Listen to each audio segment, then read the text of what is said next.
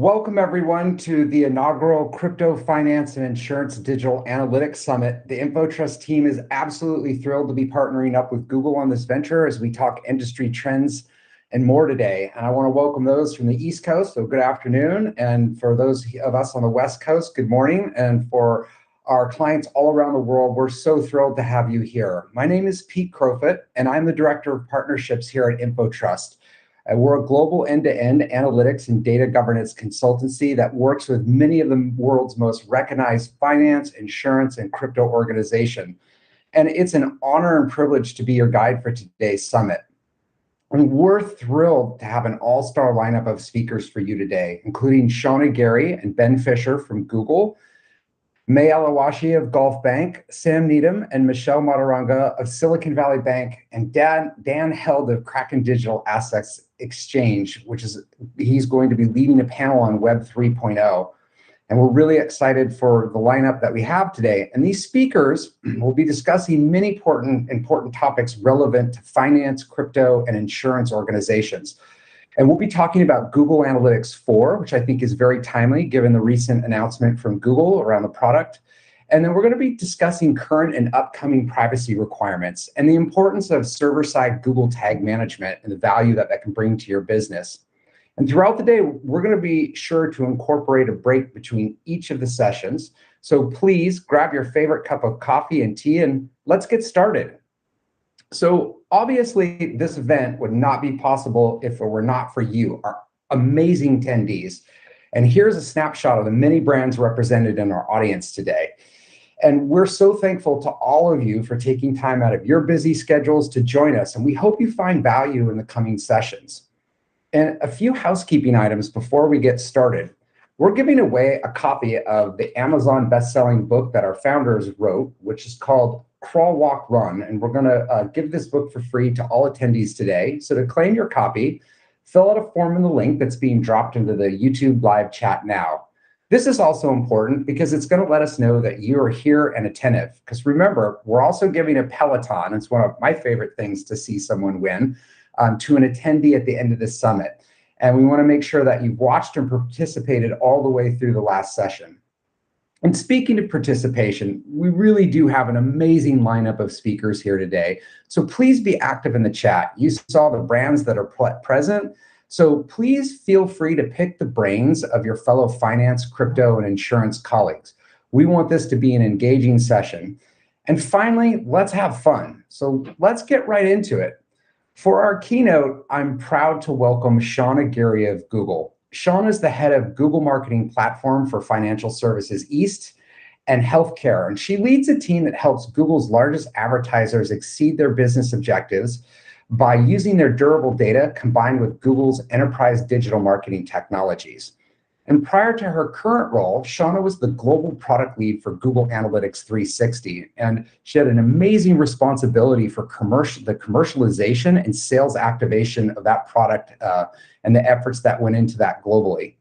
And prior to joining Google, Shauna was a category manager covering telecom at Yahoo and search marketing. And prior to that, she was a product manager at Kyocera Wireless.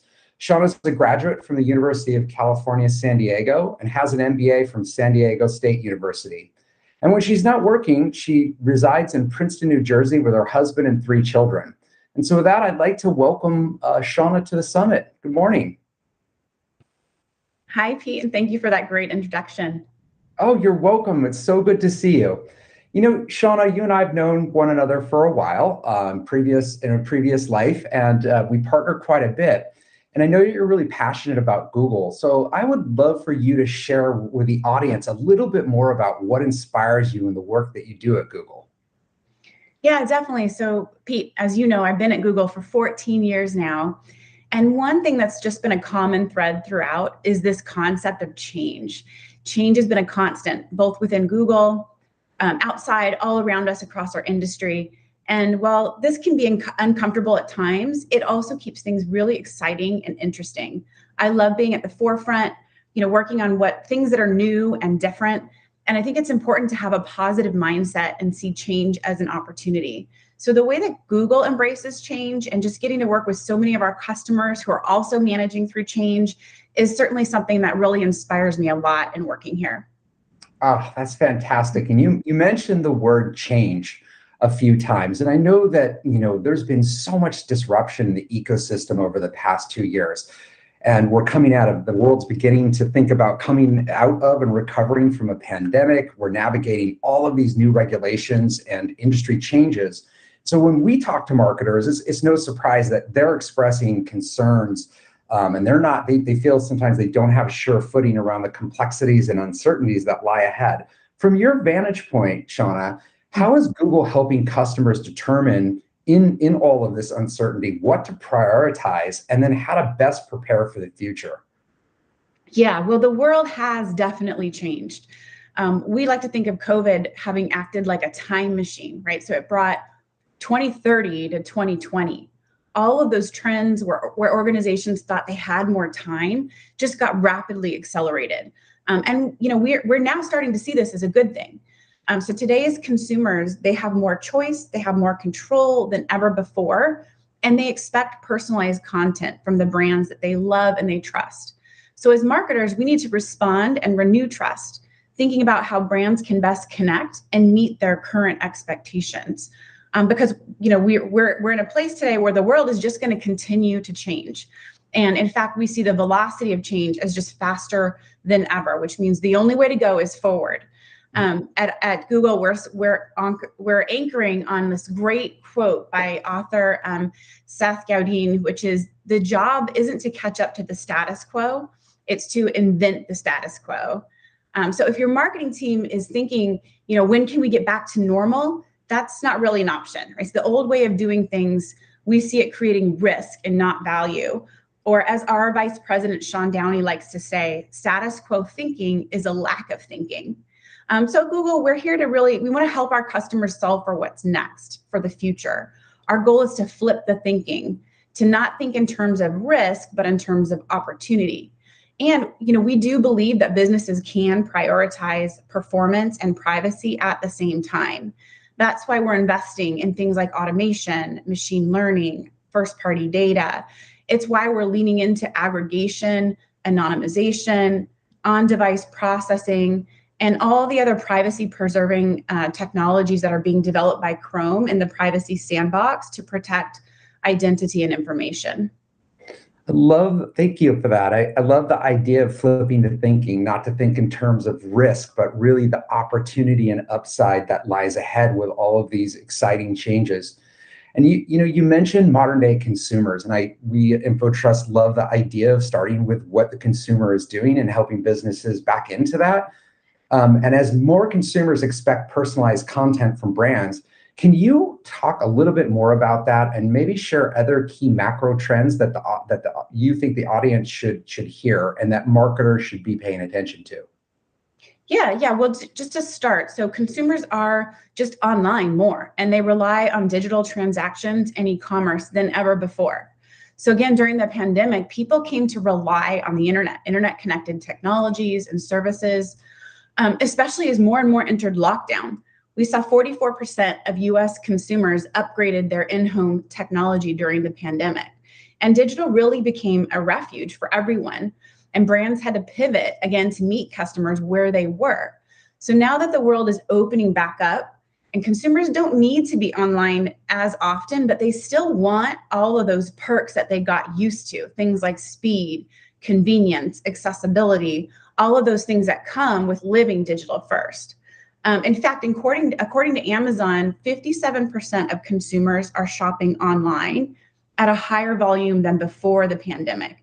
And as a result, 2022 is expected to be the first $1 trillion year for online sales, again, largely thanks to COVID-19.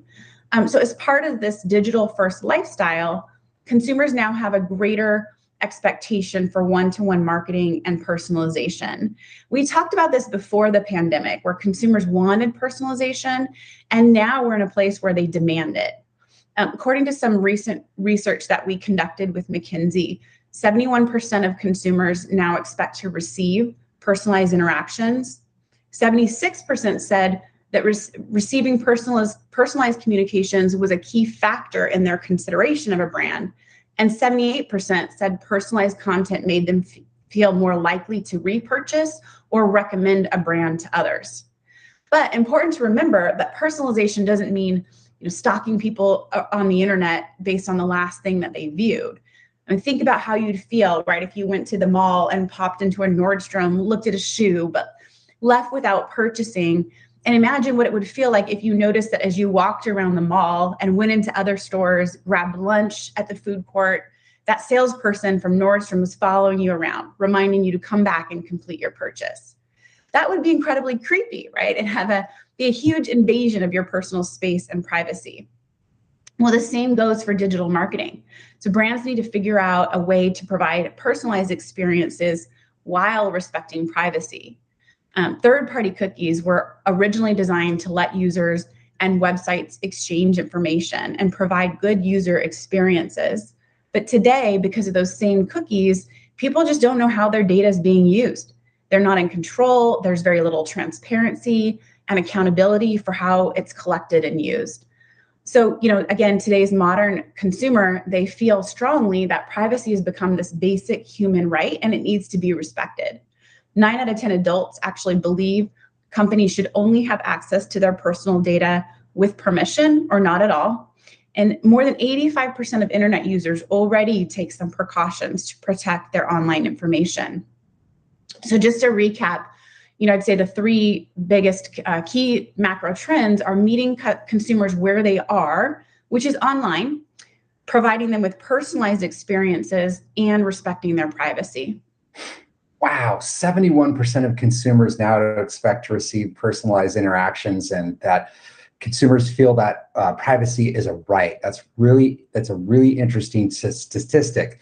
If we were to drill down a little bit further, so we've talked about macro trends, we've talked a little bit about change. What are some of the key financial specific trends that you see? Because you definitely work with a very broad portfolio of customers. I think the audience would be really interested to hear from your vantage point what you're seeing.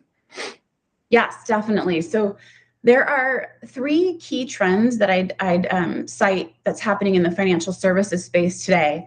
First is this increasing expectation of helpfulness, which plays into the concept of personalization. Customers came to expect more online services from their financial institutions due to COVID. They want these fast, frictionless, intuitive, digital-first experiences, and particularly on mobile. So with bank branches and offices that closed during the pandemic, customers got used to the fact that their institution was in their pocket on their phone. They don't want to stand in lines and have a miserable experience. They don't want to go back to that, right? That's just not where the future of financial services is going. So there are big implications and opportunities for finance in the app space. 89% of consumers, in fact, are now using mobile banking, and they're increasingly using their phones to do things like check balances, trade stocks, leverage educational tools, and shop and compare loans too. We also see at Google, finance-related searches in the Play App Store are up 3 times year over year. And now we're even seeing the introduction of what's being referred to as super apps that allow you to do all of your finances in one place. We know PayPal's, for example, is expected to have 25 capabilities in one. And then next is all things related, again, to data and regulation. So there are very big tensions between the need for personalized services and solving for privacy, security, and trust, all in conjunction with each other. And financial institutions, they're just a treasure trove of data, but it still remains this big challenge to be able to use all of that data in a truly personalized way because of the silos that still exist and just the many sort of risk and compliance hurdles that need to be check the boxes for. So as we move into this new privacy world, the spotlight will be on the finance institutions to make sure that they get this right. They are, of course, dealing with some of consumers' most sensitive personal financial data after all. But on a positive note, we see that they are used to complying with regulators, so they do understand and can empathize, right, with the desire by customers to want to protect their data and have more control over what's done with it. And then the third one, which is a real biggie, is just all of the disruption that's happening in finance today. So most of the subcategories within finance have traditional legacy players, some over 100 years old, all trying to innovate, keep up with the consumer and tech shifts that are happening. Couple that with emerging disruptive players who really understand these big shifts, and they can often move fast to go after them, but they still have to do so in this highly regulated institutional environment with these legacy brand names. For example, think about traditional banks, right? They now have to compete with the likes of digital natives like Chimes, Veros, SoFis of the world. And these neobanks are really good at delivering on digital services that are helpful. And they're earning trust and gaining market share. We saw Chime, for one, grew its customer base 50% in 2020 to 12 million. And in fact, 8 million of those consider Chime to be their primary bank. And so that puts them at parity or even ahead of some of the more long-standing heritage banks. And then in investing, of course, we still see consumers doing a lot of traditional investing, but now you've got these big new entrants like with crypto that's growing very quickly with the likes of Coinbase and Gemini. So, due to the fact that these newer entrants have grown up in this purely digital world, these emerging brands have tech at the heart of their businesses and their skill sets, and they can often move faster and they're less risk averse. So awareness of, we actually also see awareness of their new services just has never been higher. 83% of consumers are aware of the financial disruption in banking, and 43% of consumers have even adopted a banking disruptor, which is more than double 18 months ago. So as they come onto the scene, we're seeing sort of the scattering of consumers, and it's really become important for legacy brands to focus on maintaining their attention. Fantastic. And I'm still trying to wrap my head around a customer base for Chime of 50% to 12 million growth, and 8 million of those considering that the bank their primary bank is really interesting statistic. And I think that goes to show how much disruption is happening in the market. And because there is so much disruption, because there's so much technology, lots of different narratives coming at marketers, how do you suggest that marketers respond to these trends that you've unpacked for us? Yeah, so again, as the ecosystem around us accelerates, marketers, they need to accelerate too. So evolution is all around. It's the way of the world. Before there were smart cars, there were horses and buggies. Before there was digital, there was print. Before programmatic, there were just regular banner ads. And we're now calling this acceleration phase of marketing, modern marketing. And modern marketers, they keep up with the times in order to stay relevant and profitable. And this is why many brands are turning to a concept of digital transformation as a path forward. This means they're putting the right, technical, organizational capabilities in place to be more agile and build resilience for the future. Those companies that are less digitally mature, they still mostly rely on third-party data for their marketing. And with limited first-party data, they're not able to connect online and offline touch points, making it just harder to understand their customers. Digitally nascent companies, they're also less likely to use advanced tools like cloud-based analytics or machine learning. And even when they do have the right data or tools in place, they often lack the resources required to drive success. But on the other hand, modern marketers are the ones who realize the best way to navigate disruption and challenge is to invest in advancing their digital maturity. And so they're the ones that are embracing data and technology in order to meet consumer needs and drive impact. That's really interesting. And you brought up a very good point about, before programmatic, there were banner ads. It was part of that revolution that happened. And, a lot of marketers at that time were have these definitions thrown at them. And I think that the term digital marketing or digital marketing transformation can be very broad. And so as a concept, and that concept can be overwhelming of transformation for customers, I've heard marketers tell us, hey, Pete, in InfoTrust, where do I even start? And can you help us break it down where marketers should focus their time and really their efforts in order to start this transformative journey? Absolutely. It is a lot, and it can be overwhelming and consuming, right? We've been looking at this for several years now at Google, and it's taken us some time too to really break it down. But we've gotten to a point where we now try and help our customers prioritize what they need to do by boiling it down into 3 pillars. And the first is just connect. 3 simple pillars. Connect, right? Connect your data sources, connect your internal teams and your marketing partners to set them up to be able to unlock incremental value. And then use your own first-party data to connect with your customers and find new ones like them. Second is innovate, right? So innovate by expanding your data signals and leaning into sophisticated machine learning to boost performance. Customize audiences and bid strategies based on what drives value specifically for your business. In fact, strategies like automated targeting, value-based bidding and modeling can actually be more effective than one-to-one targeting. And then third and finally is super important to make experimentation a part of your organization's DNA. So modern marketing is based on being agile, right? Doing things differently, trying new things, and then continually iterating to find out what is really best that works for you. And now is a great time to test new approaches because some cookies still do work. So now is a great time to test in order to compare and see, identify what solutions might work for you in the future.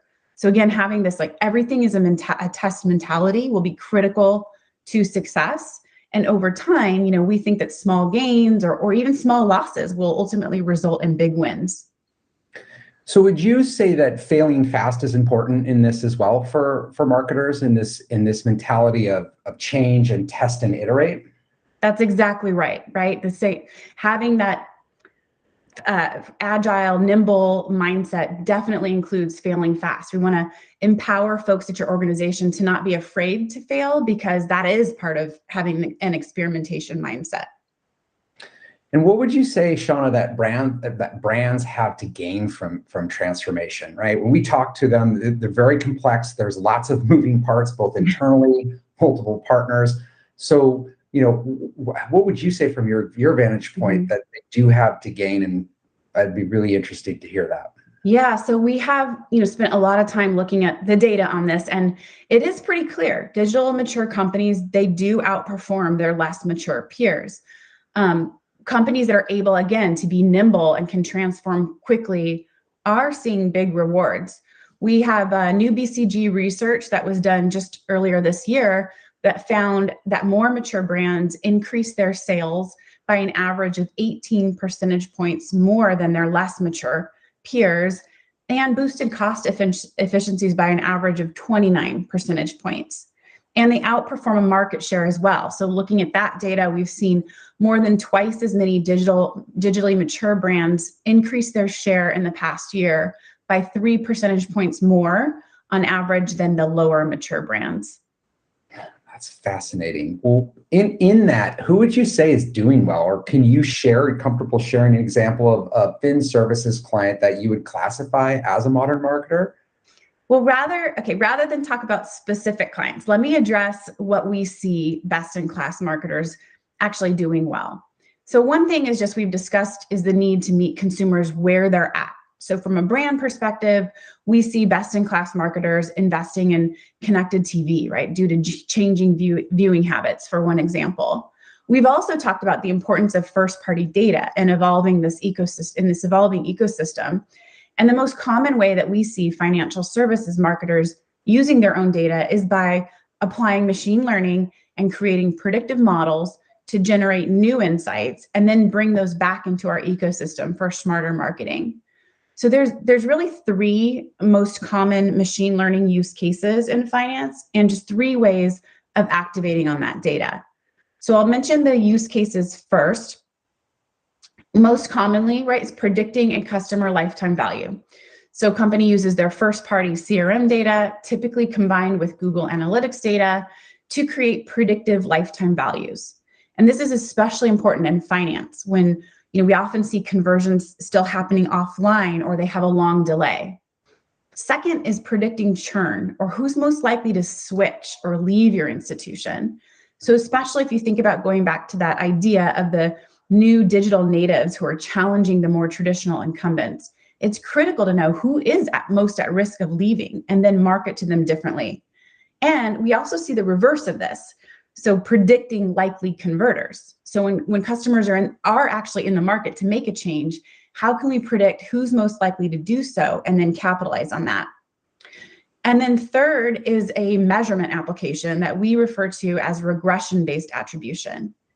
Now, media mix modelings are of course still hot, but with third-party cookies going away, multi-touch attribution models are having a lot of gaps.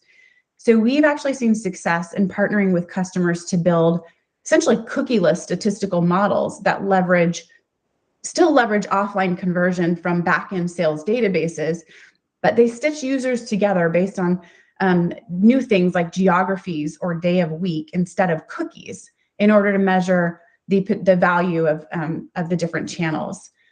And this is obviously less granular than the old way based on users, but it is certainly more granular and can be more frequent than traditional media mix models.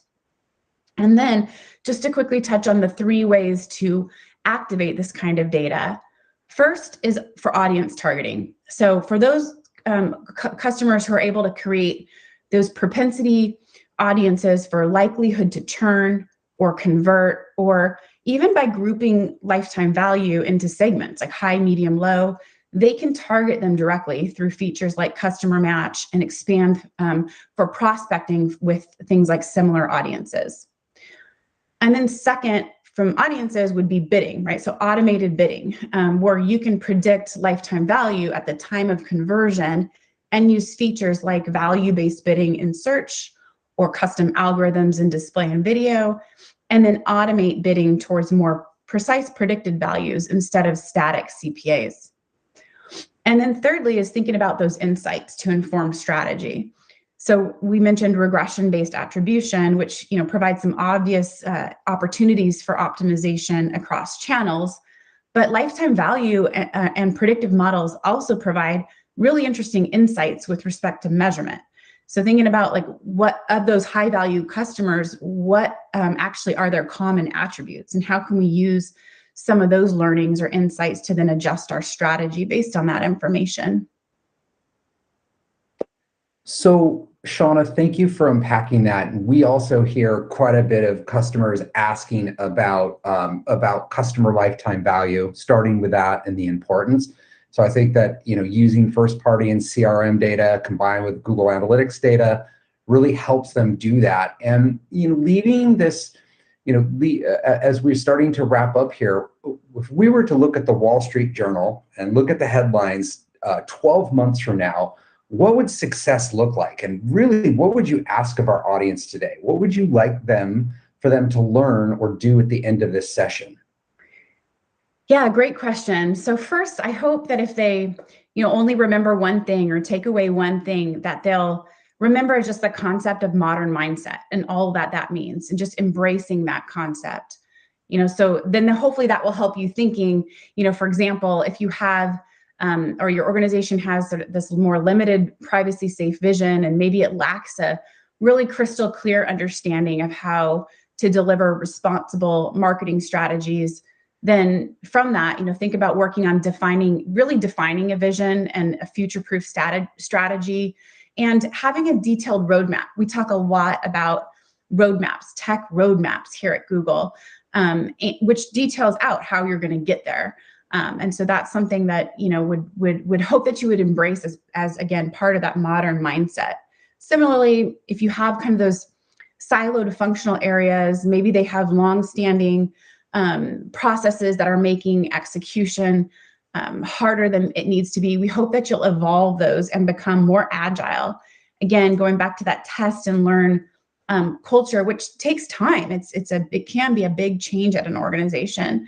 And maybe ideally even have dedicated resources that can help enable cross-functional collaboration. But Pete, as you mentioned, like some of this can be overwhelming. Another thing to remember is there is no need to do it all alone. Here, we want our customers to lean into their external expertise that's available. So through partners, of course, like Google and InfoTrust, together we have a lot of brain power that can help our clients guide them in new ways of thinking, innovative strategies, we can develop learning agendas together and introduce experimentation best practices.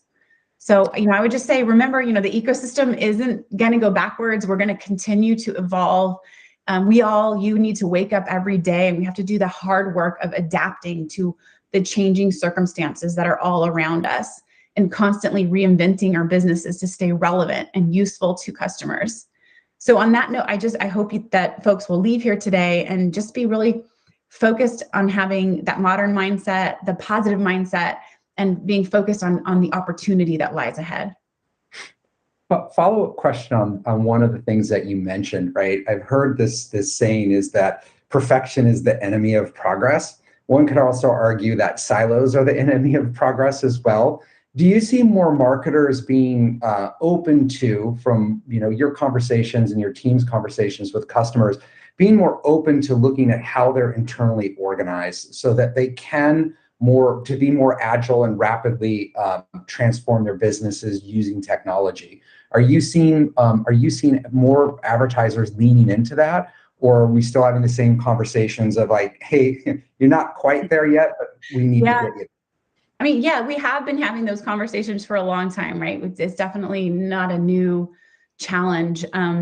But we do see organizations leaning in. We get asked a lot to talk about organizational change. Like, what does good look like? What are the types of models that we should consider?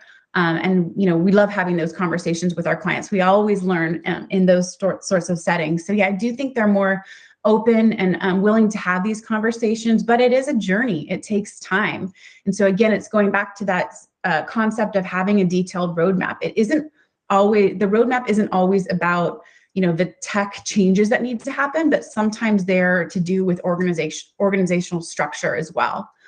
So how can we take small steps towards that? And that's where I'm imagining partners are helpful as well, as Google is around advising that. This has been a fascinating conversation. Thank you so much again from the InfoTrust family for making time today. We have a few more minutes before we wrap up, and we've had a question, and so if you're up for it, we'd love for you to get your take on a question from the audience. So the question is, we love making experimentation as part of the DNA. Taking a step back, do you have any suggestions as to how a person could become a digital transformation champion within their company, especially within the financial services industry? Can you talk a little bit about that and your experience where you've seen internal champions? Yeah, that's a great question. And it's hard, right? Because you might know, you're one person at an organization and this is important. So how do you bring it forward and start to kind of light the fire?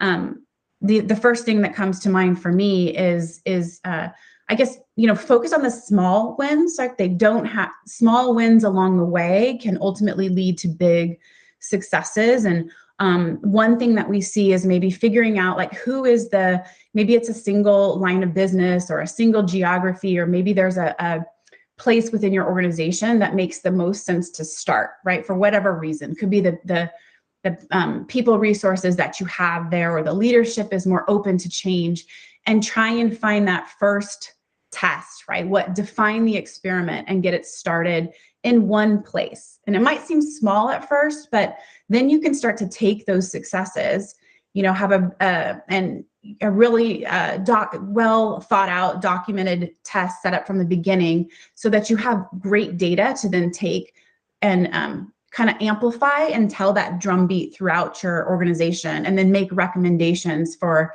where you might take it next. So I guess that would be, in summary, just start thinking about starting small and not trying to bite off anything too big to begin with. And are there any best practices in terms of below the line decision making, right, and the C-suite to connect those two? In other words, is the buy-in from the C-suite also important in Absolutely. this? I think it's critical. I think we need you need to have the champion at the C level for sure. Like, they need to be the advocates. They can help remove roadblocks, open doors for you. Yes. Fantastic. Well, thank you. And thank you for the person who submitted that question. It's fantastic. And to wrap up today, it really sounds like change, Shauna, is a constant both within Google and across our industry.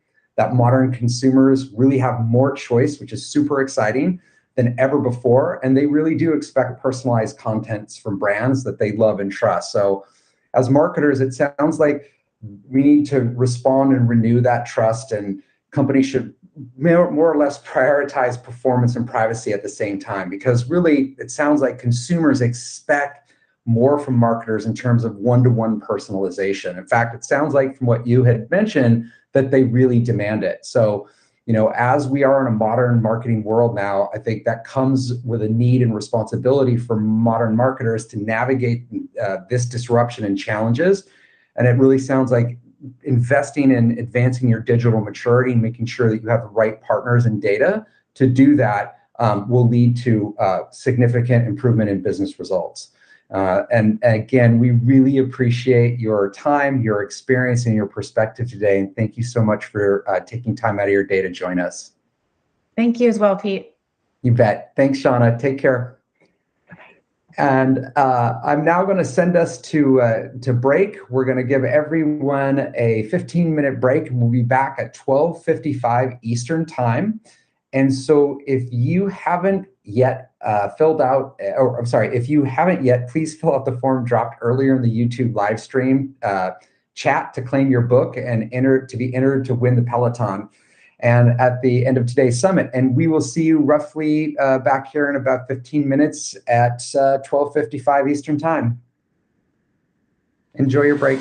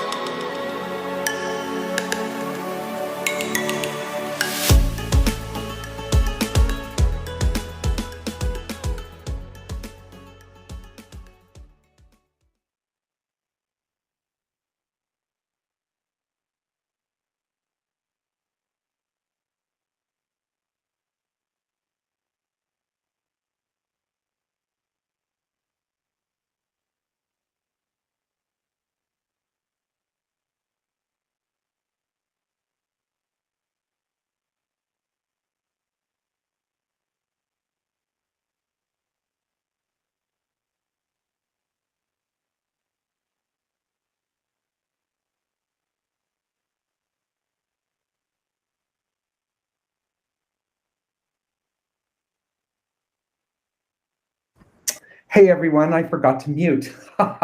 Working from home, this happens. So, welcome back. We're going to dive right into our session on server-side Google Tag Management. And I'd like to introduce Ben Fisher. Ben is a product manager at Google, and he is extremely passionate about the evolution of tagging, web analytics, and a healthier, privacy-centric internet. We're really lucky to have him here. Anytime Ben speaks, I always learn a lot. And joining Ben is our own Tyler Blatt. Tyler is amazing, and he is a lead analytics engineer here at InfoTrust. He's also a Google Cloud certified cloud architect. So Ben and Tyler, let's take it away. Over to you. Thank you very much, Pete. I appreciate it. Yeah, that's a great intro, and also a good reminder to come off mute. So I appreciate that. How you doing today, Ben? Good. How are you, Tyler? Doing great. Hopefully we get to teach some people a little bit about server-side GTM. I know it's an emerging technology, but with that, let's go ahead and jump into these slides. All right. So the goal today is to just give you an overview of what server-side GTM is, and yeah, here's our agenda. What we want to touch on is, at first, status. Well, what is server-side tag management? It's a emerging technology. It hasn't been around too long, and some people just might not be quite aware of what even is this thing yet. You're hearing it as a buzzword, but we'll get your heads wrapped around what's going on with this technology, and then kind of immediately following that, what are the pain points? So, why is this technology emerging to begin with? What are the things that maybe don't work well with traditional tag management systems, and how are those being solved? So then we'll jump from there into how is server-side GTM addressing those pain points? So after we talk about what kind of were the holes, how are we going to plug them? Then we'll specifically dive into a little overview of server-side GTM, and then we'll wrap it up with hopefully you're interested by the end of this, and how can I get started? What are the ways that you can get involved with server-side GTM? What might a pilot or a test look like? Yeah, and one of the underlying themes throughout is, why is the need for this kind of solution accelerating as the browser regulatory ecosystem evolves? Exactly. Listening to the keynote, there was a couple words that I wanted to pluck out for our settings. There was privacy, control, and disruption were all themes that I was hearing, and it fits well into what we're going to speak on today. We can move on to the next slide. So this section will cover what is server-side GTM. So with that, we can go ahead and jump into the next slide. We're going to cover what is the current state of tagging on client side. So this is an example of client-side tag management, where you load on a website and you actually have to reach out for your client-side tag management code, and that will pull in code from each of these platforms. So to say this at a high level, when you are firing a client-side tag manager, you need to download JavaScript from Facebook, from Google Analytics, from Google Ads, and actually execute on all of your customers' computers on the client side. That code is being executed locally and then sending data to those third-party collection platforms. And that's how it works today. So essentially what you're doing is downloading one big JavaScript that's going to download a lot more little pieces of JavaScript, and all of that is being done on your customers' computers. We can go next slide. So this is an example of server-side and how that's different. So one, let's start from very, very high level. The difference between client side and server side means whether it's running on your customers' computers or it's running on a computer that's in the cloud. It's somewhere else. It doesn't necessarily need to be in the cloud, but you're consuming a service somewhere else. So no longer is the earnest of this data collection happening on your customer's computer. So the concept of server side means we are able to stream our event data, or our data that we would normally be collecting against customers, in some unified format to a server. And from there, that server is able to distribute that to the third party. Which means the earnest of those API calls, that JavaScript running, is no longer on the client side, but it's now been transitioned to a machine that we own, which gives us a little bit more control. We'll talk about the benefits of that later, but also lifts that performance off of the client side and makes it a little bit easier to organize how we're sending that data. Right. Traditionally, all the tags on the client side, or many of them, send the same data to many different places. But as the page loads, they're going through and making a call to each of those third parties and saying, I want to see a page view, I want to see a conversion, etc. And in server-side GTM, it kind of changes the model where there's one data collection kind of tag happening on site and sending all of the data you would need to the server container and then fanning it out from there. Exactly. Yeah, it's wonderful. One point I haven't made yet, we're going to dive into pain points here in a second. I love questions. I imagine Ben likes questions as well. If you guys have questions, feel free to drop them in the chat. We may get to them, we may not, but I will always follow up via email and make sure that we get back to anybody that has any questions. The more interesting, the better for me. I like that this is an emerging technology. So if you seem like you have a corner case, I'd love to hear about it. So please feel free to share your thoughts. If you're interested or you're stuck on something, let us know. And I'd love to get back. So we love interactivity here. Yeah, big plus one. We also know that the level of understanding of this kind of solution and the level of technical sophistication varies dramatically between clients. So please let us know if there are things we are not covering or you want more information on. Couldn't have said better myself. That's perfect. With that, we can jump into the next slides. Obviously, this section will be covering what are the pain points, what are the traditional holes that we've seen that have just been something in the tag management world that's been existing for a while, and these are the things that server-side can address. So one of the ones that I see pretty much everywhere, certain industries deal with this a little bit more, is just dealing with how we standardize and scale our systems. So if you think about the concept of what's happening on a web page, is we are collecting metadata on a user, on consented users. We are collecting behavioral data. We have this entire data model that needs to run through a system and be translated into third-party APIs. So figuring out how do we translate each piece of data, how do we make sure this data is uniform, all of these pieces of maintaining all of these different tags and the standardization of them, maybe across, if you have many different sites, if you want to have them under a similar setup, how do you deal with the scale of that parity? So this is an issue that haunts a lot of people that are running tags and have the issues of running multiple environments and keeping uniformity across them. Yeah, I think Tyler will dive into this a bit later on, but governance is an issue with traditional client-side tagging, not to mention the pain of just maintaining all of the tag configurations to send all the data you want. But another pain point that I think we hear a lot on the Google side is consistency in how you're measuring certain things across your measurement platforms. How do you really compare how Facebook ads is doing against LinkedIn ads if you're configuring to send page views slightly differently, your conversion slightly differently, and things like that? So if it's one standard data model, one standard event stream, you don't have to worry about that. Exactly. Yep. We can move on to the next slide. Perfect. Thank you so much. So governing what tags are firing is also interesting. So there's a slide that's going to come after this one that really shows this picture that I'm describing, but I want to, at least while it's a little bit simpler, explain the concept. So in this example image, what you're seeing is, your website loaded Google Tag Manager, which loaded Google Ads, which loaded a conversion pixel. Now that's by design. This isn't bad, but it's to show that a tag can fire another tag. So Tag Manager's job, very literally, is to fire other tags, and those tags might fire more tags. And when you're in the world that we're currently living in, where consent is paramount, you need to know where you're sending data, what's firing, what's going on. It's important to know all the possibilities of what's happening on your website, so that you can clearly state to your customers, this is what we're collecting, this is the data, this is where we're sending data, this is where it's happening. And in the world of client-side JavaScript, sometimes that's very difficult to execute and understand what's happening. Yeah, and one thing to note is, like, Google Tag Manager as is has some means of governance of what tags are doing, where they're sending data and things like that, but it is still difficult to manage. And it's a constant process to go and check if you can actually get the data to the new platform that you just onboarded, given your current governance in GTM and things like that. So it's a cumbersome process, to say the least. Yeah, I think we can go ahead and go to the next slide. So this is Site C performance. There's one coming up that'll show exactly what I'm talking about with piggybacking, but it's important to, this one hits on the subject as well.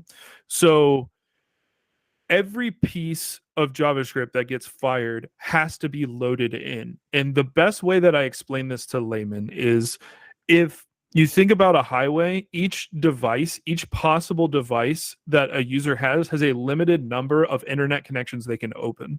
Without getting too technical, there's just only so many that can be open at a time. And those are your lanes in your highway. And depending on how much traffic you have to get through those lanes at different times, it can cause your site to load slower. So, and that is shared with loading the images and the actual content of the site.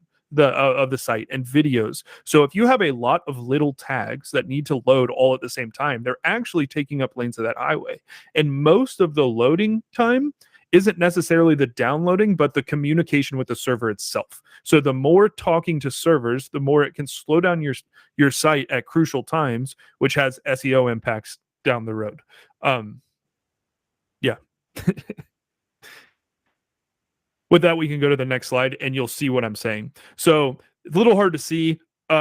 This is piggybacking. This is actually a live scan. So I've cropped out where this came from and you can only see the platforms, but this is a real live scan of piggybacking on a customer's website. So I just talked about sharing the highways, which are, they can be between like 8 and 32. But think about how many tags are loading at the exact same time and affecting site speed, all piggybacking off different tags. And you might not be aware that, this one tag loaded these other 15 tags that are now all loading on your site. And then you need to be able to say, this is where we're sending data. This is what is happening on the site. It's difficult to govern.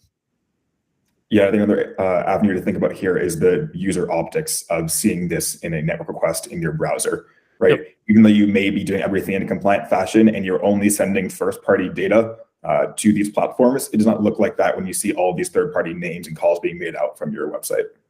Yeah, if thinking of a non-industry person looking at this, they're like, where did you send my data? This is many places. That's an extremely valid point. We can go next slide. So this one, I imagine most people know, but it's just something to bring up in case you're unaware. And for those of you that aren't aware, I will keep this extremely high level just to understand. This is the concept of a third-party cookie call. And what it essentially is a way for a third-party platform to store identification on an individual website of who this user is and to be able to share that amongst other third parties. There's ways of chaining it. And it's essentially one of the central functions on how advertising has been able to ID users, and this technology will soon be deprecated. So, and a lot of the tags from your tag management systems are using this technology and rely on this technology to some degree today. So this is when we talked about, we'll talk about control. Obviously, we talked a little bit about privacy, but this is the disruption piece where I said, pull that word out of the keynote. This is disruption that's happening right now that affects the current status quo of advertising that exists if you're running regular TMS today. And there are ways that server-side can help address this problem. Yeah, I think where server-side plays in is helping with graceful degradation, right? We know you want to retain the value of certain conversion measurement that uses third-party cookies while you can, but what happens when they disappear and your client-side tags stop working? Exactly. Yeah, this is an interesting one, and I want to preface a stance that I have on this. If a user intends to block JavaScript, I think it should be blocked. So that if a user wants to, they have control of what happens on their browser, and that's very important. Now, so you should have the consent of users before you collect their data. This is in no way a way to get around consent, but there are ad blocker softwares or things that will inherently block ways of collecting data, and it can be a problem when the user doesn't necessarily intend on blocking data for that site. They've consented. They said, go ahead and collect this. We want you to advertise to us. We want to have a relationship with you. You've gone through all the proper avenues, but they're also, an aware customer that's in this current ecosystem, and they just have an ad blocker installed because they don't trust the people that they don't opt into, and they don't realize it's stopping your communication with them. Can go on to the next slide.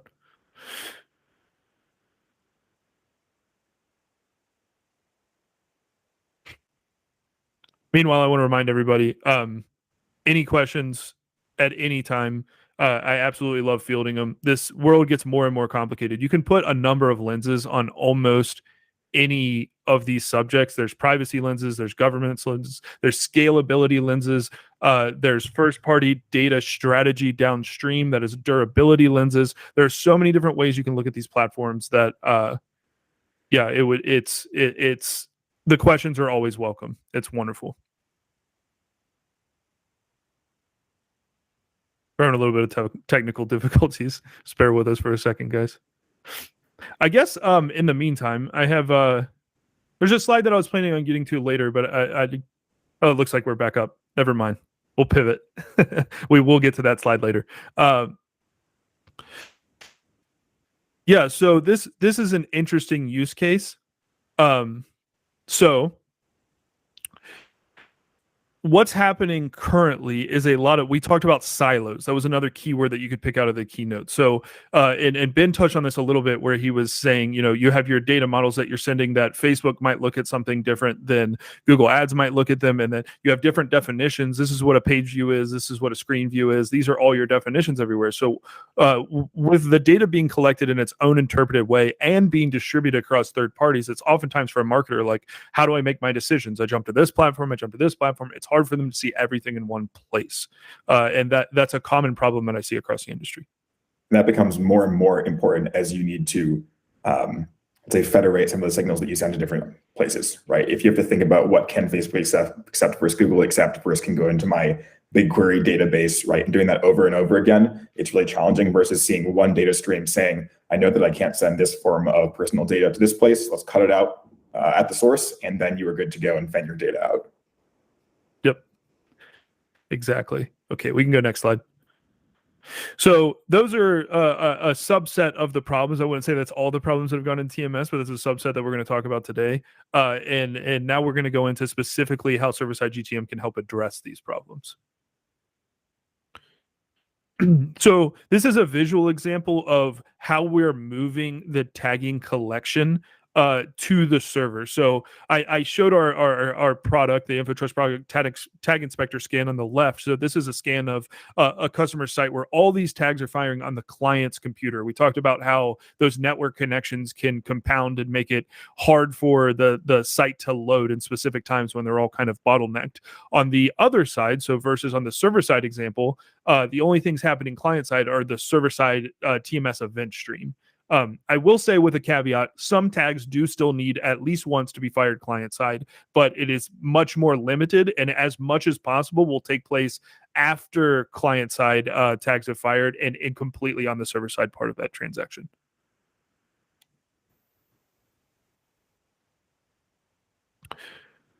So we talked about security and data governance as well. So JavaScript piggybacking is complicated.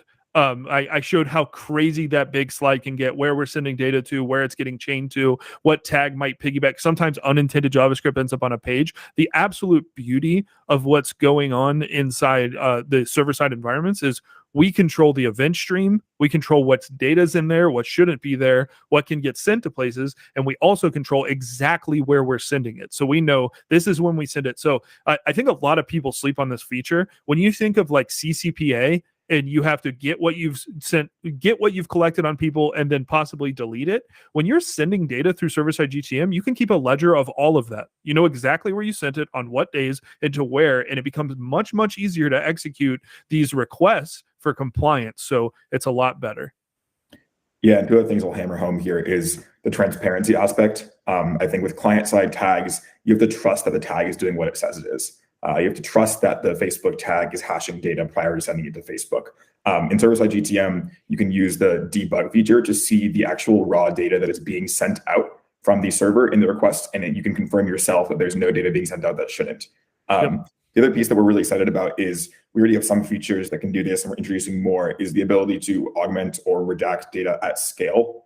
And so imagine that you want to make sure you don't send an IP address to any third parties in certain scenarios, or you want to actually enrich a margin value from a website with profit instead before passing it. Those are all things that you can and will be able to do in server-side GTM in real time. And you can do that once, right? You can set up these rules to condition what you do and don't want to pass certain parties, and then you're good to go. Absolutely amazing. One more thing that I'd like to touch on too here, which is just a cool feature that you could not get with client side. if you're collecting your own raw data event stream and dropping in something like BigQuery and an API goes down, you are limited to the ability to communicate with that API afterwards. So if that API won't accept time in the past, you are limited to that API's functionality, but you'll control your own data to be able to send back to that platform at a later date if the API went down. Right now, from a client side perspective, you cannot do that. The data is just gone. So we just have a hole in our tracking. But as long as your server-side container stays up and BigQuery, which is pretty much always up, or you can still continue to collect that data, and you won't have holes in your data, at least in your first-party set, which is another huge piece that happens a lot with customers. Oh, I forgot to add the tag. I couldn't get this in. This API went down. Now we have holes in our data. It's a way to lean into first-party and get around that issue. It's a great point. So this is a little bit linked to the last one that I talked about. I was a penetration tester and like security guy in a previous life for a little bit of time, and I could not believe when I first stepped into the marketing world that these tagging containers were just injecting code onto the site. Now it's a standard, and it's okay, and we do it in a safe manner. But there's a reason your IT team and your development team are freaking out when you try to go around a release and when to deploy it to a tag on a Friday, and you're like, hey, if I don't get this floodlight out, we're not going to have any tracking on these. But how often do I see people living this life where we need to get these tags put in, but that's a real site change and it could bring down site functionality and it's just a headache. So what you're doing with server-side tag management, you still need to treat those containers with reverence. I'm not saying to go in and do whatever you want, but it's a little less scary because you're never going to stop transactions from happening on the site when you interact with the server-side container. So it's a little bit safer when you get those down-to-the-clock decisions to be able to interact with them. Yeah, and that goes back to your point before, Tyler, right? You have more flexibility as to what you pass to anywhere, but you can make sure that you're always collecting it for yourself in a first-party context and then decide some of the things later on, right? Where in the client-side context, the event happened and either you captured it or you didn't. Yep, exactly. So we've touched on this a little bit, but this is so we've already kind of beaten this one into you guys, but it's important to reiterate the ability to collect your own first-party narrative. So I've also been suggesting people something new that I haven't said is think about your event stream data model that's going to go into your server-side container. And how you would like that to be interpreted into a first-party data set. So it exists well in its raw, but it's also very intelligent to separate that into, this is my anonymized data set. This is my data set of known users. These are the pieces so that if somebody gets, chooses to be deleted, they do a CCPA request, you have to get rid of the data. Your anonymized data set's never going to change. You can continue to operate and interface with that exactly how you have been. And then when you want to have that one-to-one targeted relationship with consented users, that set is also interpreted in its own way and continues to operate as it should. And this first-party data collection machine is what allows you to think that way. Yeah, that goes towards our earlier point, Tyler, of like the graceful degradation. Yep. Regardless of how like the regulatory bodies and compliance evolves, right? You can still collect your consented, anonymized user data that will never change, and then you can figure out what you can fan out from there. Exactly. So this is an interesting one. It's not always super important, but I talked about the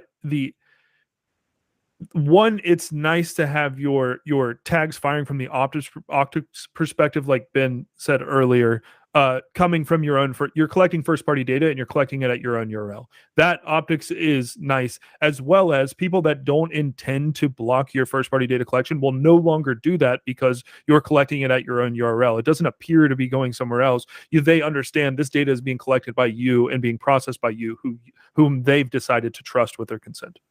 Yeah, so just to be clear, how this works is when you set up your server container, you can deploy on any cloud or on-prem provider, but you can host it on your own domain. So if your website domain is abc.com, your server container will be hosted on abc.com. And you're also able to actually load your client-side Google scripts from your own server container. So when someone's looking in the network request tab on your website, it doesn't say you have this script loading from gtm.com or google.com. It'll say you have a script loading from abc.com, which is your website. So kind of really honing on the first party context from a optics side, but also from a really making it first party.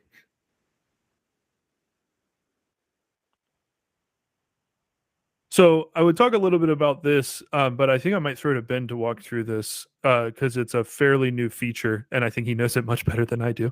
But the point of this slide was to talk about how you could use before this new feature come out, how we could use other systems to essentially enhance the data as it's flowing through server-side GTM. And with that, I will take a step back and let you address this one, Ben. Yeah, so something we're really excited about on the Google side is making it easier for our advertisers to pass rich data that's not available on their website to Google and other third parties to help with bidding and modeling and reporting. So an example would be I'm an e-commerce brand and I sell a product on my site, and I normally would just send the revenue value to Google or to Facebook or to whoever it may be. But what I really care about, what I really want to optimize for is the profit for that product SKU. And so how would I do this? And right now, the way that it's done is you send a client-side ping directly to whatever third party you want to send it to. Then you also have to supplement that data by writing just an API. And it's asynchronous, it's offline, it's a lot of work, and it's not in real time, which is one of the important pieces. And so what you can now do with server-side GTM, and we released this about a week ago, is you can in real time pull data from some of your first-party data sets into the server container to append to hits that are going to any of these destinations. So an example would be, I have someone come to my website and purchase a pair of running shoes, and I send the product SKU and the margin of those running shoes, and the value of the running shoes to my server container. I then go and do a lookup on product SKU in my Firestore database, or you can integrate between Firestore and other databases too, so it doesn't have to be Firestore. And then I send back what the actual profit margin is on that pair of shoes and send both of those to Google to immediately be used in bidding optimization. So it's pretty exciting. It helps our real-time models, helps on the reporting side, whatever platform you use, and it makes sure that you can get all of the rich signals to wherever you want in real time. And with that, it looks like Ben and I have been talking a little bit too much. So we are at time. Pete will be hopping in to talk to us in a second. In the meantime, there's a question from the audience. I don't know that I have the best answer for this, and maybe we'll ask offline or answer this offline. The Phil Pierce was asking, does server-side GTM allow you to get around content security policy? Which I don't imagine it would necessarily get around that. I think you should, but if you're loading from your own domain, it would be weird to be blocking your own domain from downloading from itself. So in that perspective, I would say, yes, you should be authorized to interact with your own domain, but any other type of like third-party loading should still go through your CSP the way that it normally would, and would continue to operate the same way. Nor would I advise any kind of trickery in that space. I imagine there's an honesty to a customer that's interfacing with your CSP and saying, I give you consent, and now you're loading from your own authorized URL. But outside of that, there wouldn't be anything that changes in the traditional way, at least from my understanding of this, and it would continue to operate as is. That's 100% correct, Heather. It's good to hear. Excellent. Ben and Tyler, thank you so much for unpacking that. There's a very dense topic, and I found it very entertaining and useful, and thank you again. And to the audience, we're going to dive into another break for 5 minutes, and we'll return at 1:30 Eastern time for our next panel session on how marketing could change with Web3 and DeFi. So we'll see you back here at 1:25. 1:30.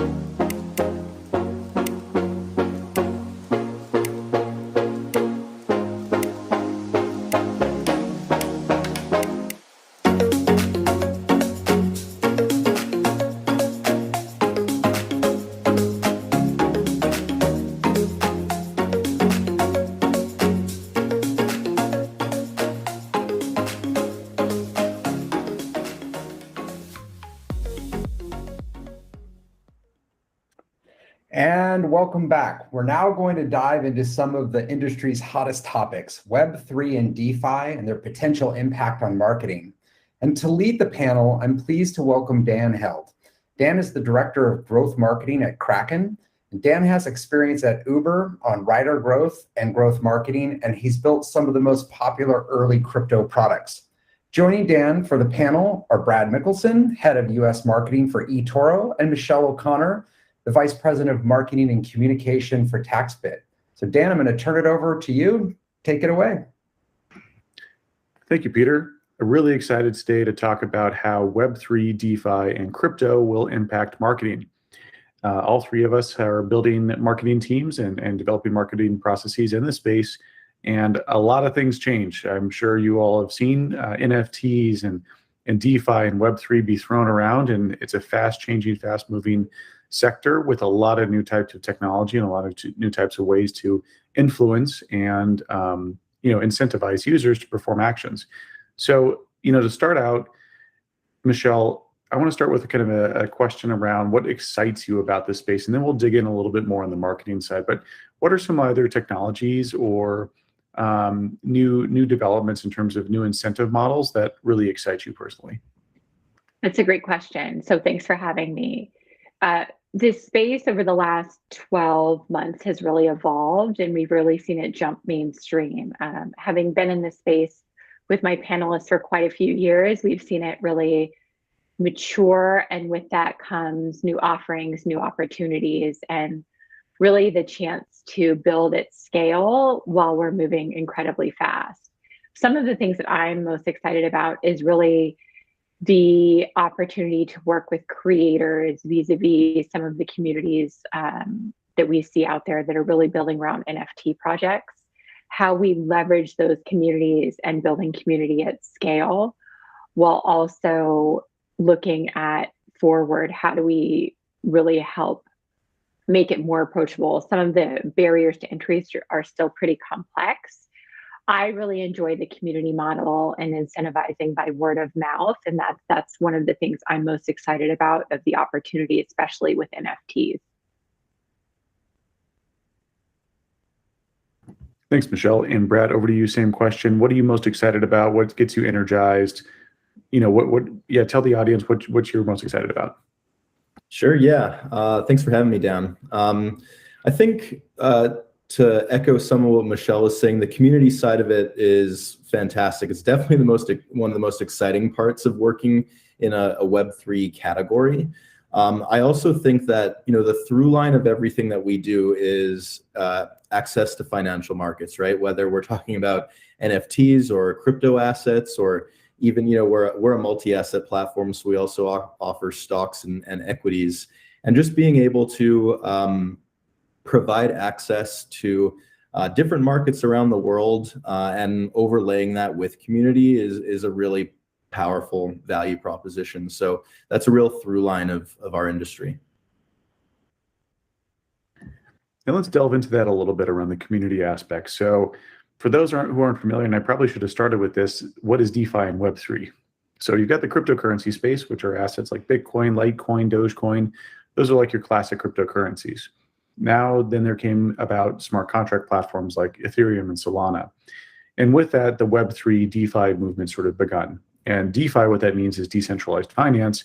And Web3 stands for the next iteration of Web, instead of being Web 2, where things are centralized and you don't own your data, you don't own your assets. In Web3, you have more of ownership over those.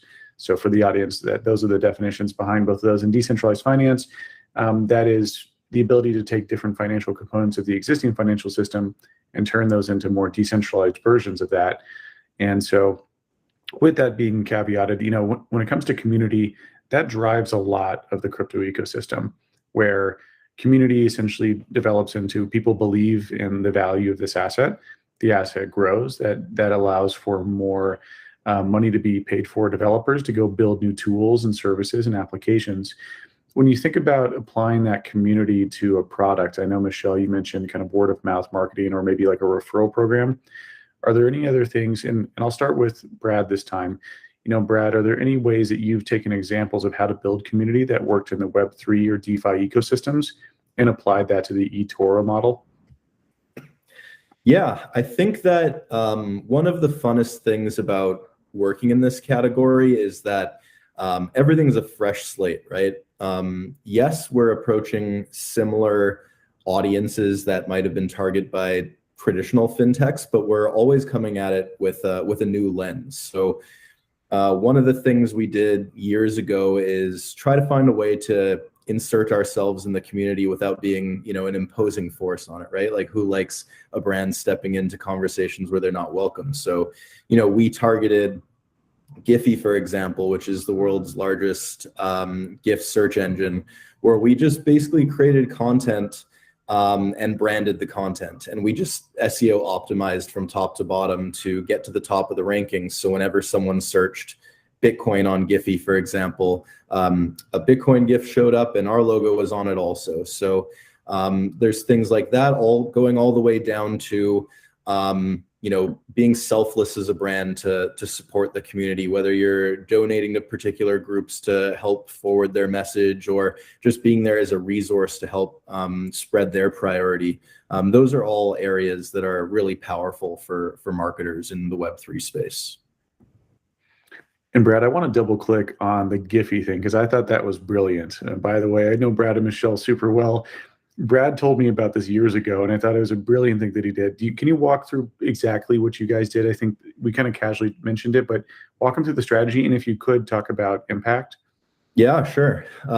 So early days when we were working on introducing eToro into the US market, we were looking for low lift, high impact strategies that we can implement to get our name out there more. So one of the things that I thought about was the use of GIFs. And this was at a point, 3 years ago or so on Twitter, where half the replies to a tweet where it was just a GIF. And that's how people were communicating at the time. And it's still kind of the way, but, it kind of shifted to other things. So basically what we did is we looked at the assets that were available on our platform. We looked at some of, the most common phrases that crypto Twitter might use. And we created, 2 sets of creatives per and uploaded that into Giphy. We got, our creator account set up. And then I did some light SEO research to understand top keywords. And, Giphy is not as sophisticated as Google, for example. So there aren't necessarily tools where you can mine, exact search volume, for example, but there is some light analytics that you can pull from Giphy. So SEO'd the heck out of that content, uploaded it. And in the first couple weeks, it was pretty obvious it was taking off. We found a couple assets in particular that were quite active on crypto Twitter in their own insular communities. And I think to date, we're in the hundreds of millions of views on those assets now. It's not uncommon to see some of our GIFs still being used today, which is pretty cool. Yeah, that's I've heard it's called GIF engine optimization. And Giphy, by the way, feeds into a lot of different platforms, though. I think that was what I found really, really particularly interesting is that Giphy, like Facebook Messenger, Twitter, and a few other platforms pull from Giphy. Yeah, WhatsApp. How'd you go through thinking through that? Yeah, I mean, initially it was just Twitter, but then we realized that the reach is much further than that. Giphy doesn't exactly tell you where the GIFs are being seen, but if you spend enough time on crypto Twitter, you can look around and go through topics and try to identify where these assets are being used. And it was obvious that it wasn't 100% of the views that we were getting that were necessarily being seen on Twitter itself. It's definitely on Facebook. It's definitely on Instagram as well. WhatsApp is, they're all in the same ecosystem. They all use the same information to pull in GIF format. And it's an open API. So there's a number of platforms that use it. It was just a cool thing that it branched out beyond Twitter itself. Well, thanks for sharing that, Brad. I thought that was a very fun, unique way of looking at marketing with the Web3 DeFi focus. And Michelle, a question I have for you. I know TaxBit has done a lot of awesome things in the physical world. Some of the events that you all throw, Web3 kind of talks about this purely digital world, but we forget that we're still humans and that we like to meet in person. How do you think through strategies around engaging this very digital community, that's primarily exists just digitally, in the physical world, and how do you weave your brand into that? That's a great question. So, Brad, I still use your eToro Bitcoin Rocket Giphy in our Slack quite often, so it still lives on. Love that. It's important when you think through it. It's kind of the irony of our industry is we want to be Web3, we want to be metaverse, we want to be online, but we all really still crave the in-person element. And I think that became more evident during the pandemic when that was less realistic. I always look at an event as a curated experience, and the goal is to have people come away with additional knowledge, understanding, and or relationships. So I don't want to push it as networking. I personally am rather introverted, and if something's labeled networking, I run the other direction. So I always make sure, what's the goal? Who do I want to have conversations, and almost envision those conversations happening when I'm creating that experience, and make sure to also invite different people across the industry. So not just, even though Dan and Brad, I look forward to seeing you at events, I want to make sure that it's people who work across the industry, if it's people who have contrarian opinions, so we can actually have some really cultivated and curated conversation to help further not only opinions, but really help everyone understand where we're all moving forward and what that looks like. Yeah, I think that those in-person experiences, Michelle, really are golden, where you have those conversations, you have that dialogue, you have that sharing of knowledge. It's just, there's no other way to really have that. And, starting with you again, Michelle, I'll kind of reverse the order here. When you guys think about your marketing mix in terms of, you look at the different channels to engage with the Web3 DeFi audience, are there any new ones that are different than like traditional marketing channels? Yeah, I know we have all the common levers that we press to talk to our audience, but are there any new ones? So it has been a challenging channel, and it is still challenging, Discord.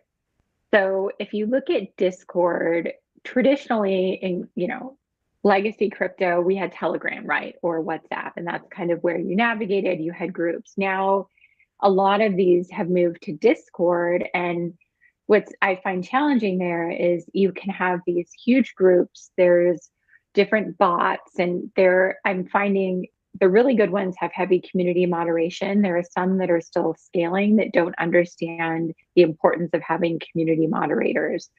We, as a tax company, and it's tax season in the crypto space, I spend a majority of my day with Discord open, seeing different questions that come in, making sure that myself or someone from my team is actively answering those, because it's a point of education and understanding. That's kind of the paramount for our community efforts. But Discord has been the one that, between that and Reddit, I could have multiple people full-time just in those channels, answering questions, cultivating community, identifying ambassadors. But it's that balance of, how do you have that in the mix, and what's the long-term return on it? And Michelle, what sort of channels do these look like? Are these per crypto or per DeFi project, or where is TaxBit involved? That's the art of what I'm trying to navigate now, coming out of tax season going forward. So right now it's mainly specific projects. So if it's an NFT project, or if it's one of the Web3 community projects like Friends with Benefits or some of those, I've been invited to in those Discords as the tax expert vis-a-vis TaxBit.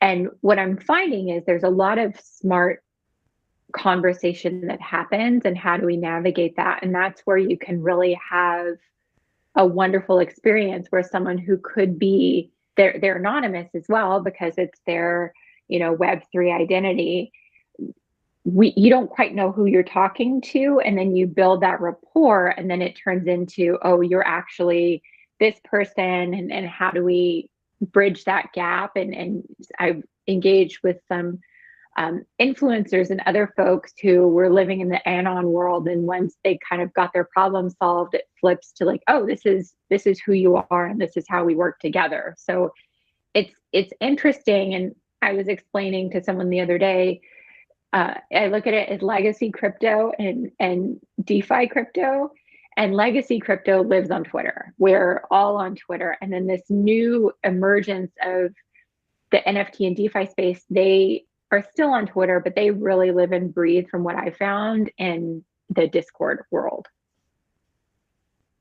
And Brad, I'd be very curious to hear your answer to the same question. Yeah, so I think that on this narrative of community being a large driver, I think something that goes hand in hand with community is content. So we invest quite a bit in analysis and educational content for our users. And as an extension of that, we've seen growth just through, organic word of mouth providing of that educational content to our users. But beyond that, leveraging platforms like Taboola as an ad platform to help spread the word of that content, right? So you can do some light SEO work trying to understand what are the top, questions being asked for people who are searching for questions related to Bitcoin, for example, right? You can come up with an article and you put it within your resource center, and then you can promote that article. That there's a large number of people on the internet, whether it's in your country or another, looking for these articles. So all of a sudden you've created high value, lower funnel content to drive those new users to your platform. And it's not always for conversion's sake, right? Part of growing your brand is being a resource for your users. So we found some really great success there. And with, I've got a kind of a tricky question, and I'll leave it open to either or who wants to answer first. With Web3 and DeFi, sometimes people can be pseudonymous. They've got a name like Bob552, but we don't know who really is behind the name. Does that change how you target, or does that change how you think about content? I mean, it's kind of an open canvas here to talk about it. I think that there's pros and cons to both, right? Like on Michelle's side, it's probably a slightly different answer because there's individualized tax advice versus sort of just general education. But on our side, the nature of our platform is that we're a social investing platform. So there are social feeds where any of our 28 million users will talk trading strategy or market sentiment. Someone will come on and they'll be in Italy and they'll be like, what do you think of this? And then someone from the US will be like, well, here's my take on that. So for us, the anonymous, not anonymous side of it is not that big of a deal. In fact, I think on the crypto side of things, it's largely encouraged, right? We just want people to feel comfortable enough to engage with others and help educate the community through their experience. So I think it's been really interesting, the anonymous, going back to your question about in person. It's very uncomfortable when you go to meet someone in person and you've gotten to know them online and they're a JPEG, or you're not quite sure who you're actually meeting. What I have found is it's a beautiful balance of both. So we're not going to, some people operate more comfortably when they're more anonymous, and if it's vis-a-vis a pseudonym or acronym, looking at how to get their personality and what they're looking for, and then building education. And to Brad's point, I always look at everything first. How do we make people feel empowered, comfortable, and safe navigating this still new and complex environment? If the benefit is they sign up for TaxBit afterwards, that's an added bonus. But I always approach all of our content strategy and everything is, how are we going to educate someone? We obviously operate in tax, which is very complex. Most people don't think about tax and get a big smile on their face or look forward to it. But there's actually a lot of opportunity within the crypto space where we can have some tax advantages. So I always like to flip the narrative, and how can we make it to Web3 a gamification of traditional elements and aspects, and leveraging some of those anonymous personalities based on who they are online, and helping work with them to make them feel more comfortable and take the complexities of both crypto and tax and make it gamified and more approachable. That's a great segue, Michelle. And I'll start with you first, Brad. Gamification and incentives, those run the crypto ecosystem. A lot of what we see in DeFi, a lot of what we see with new technologies like AMMs or yield farming, these are based on proper incentive models. Even Bitcoin itself has an incentive model. Have those changed how you think through like user acquisition or how you think about rewarding your existing customers?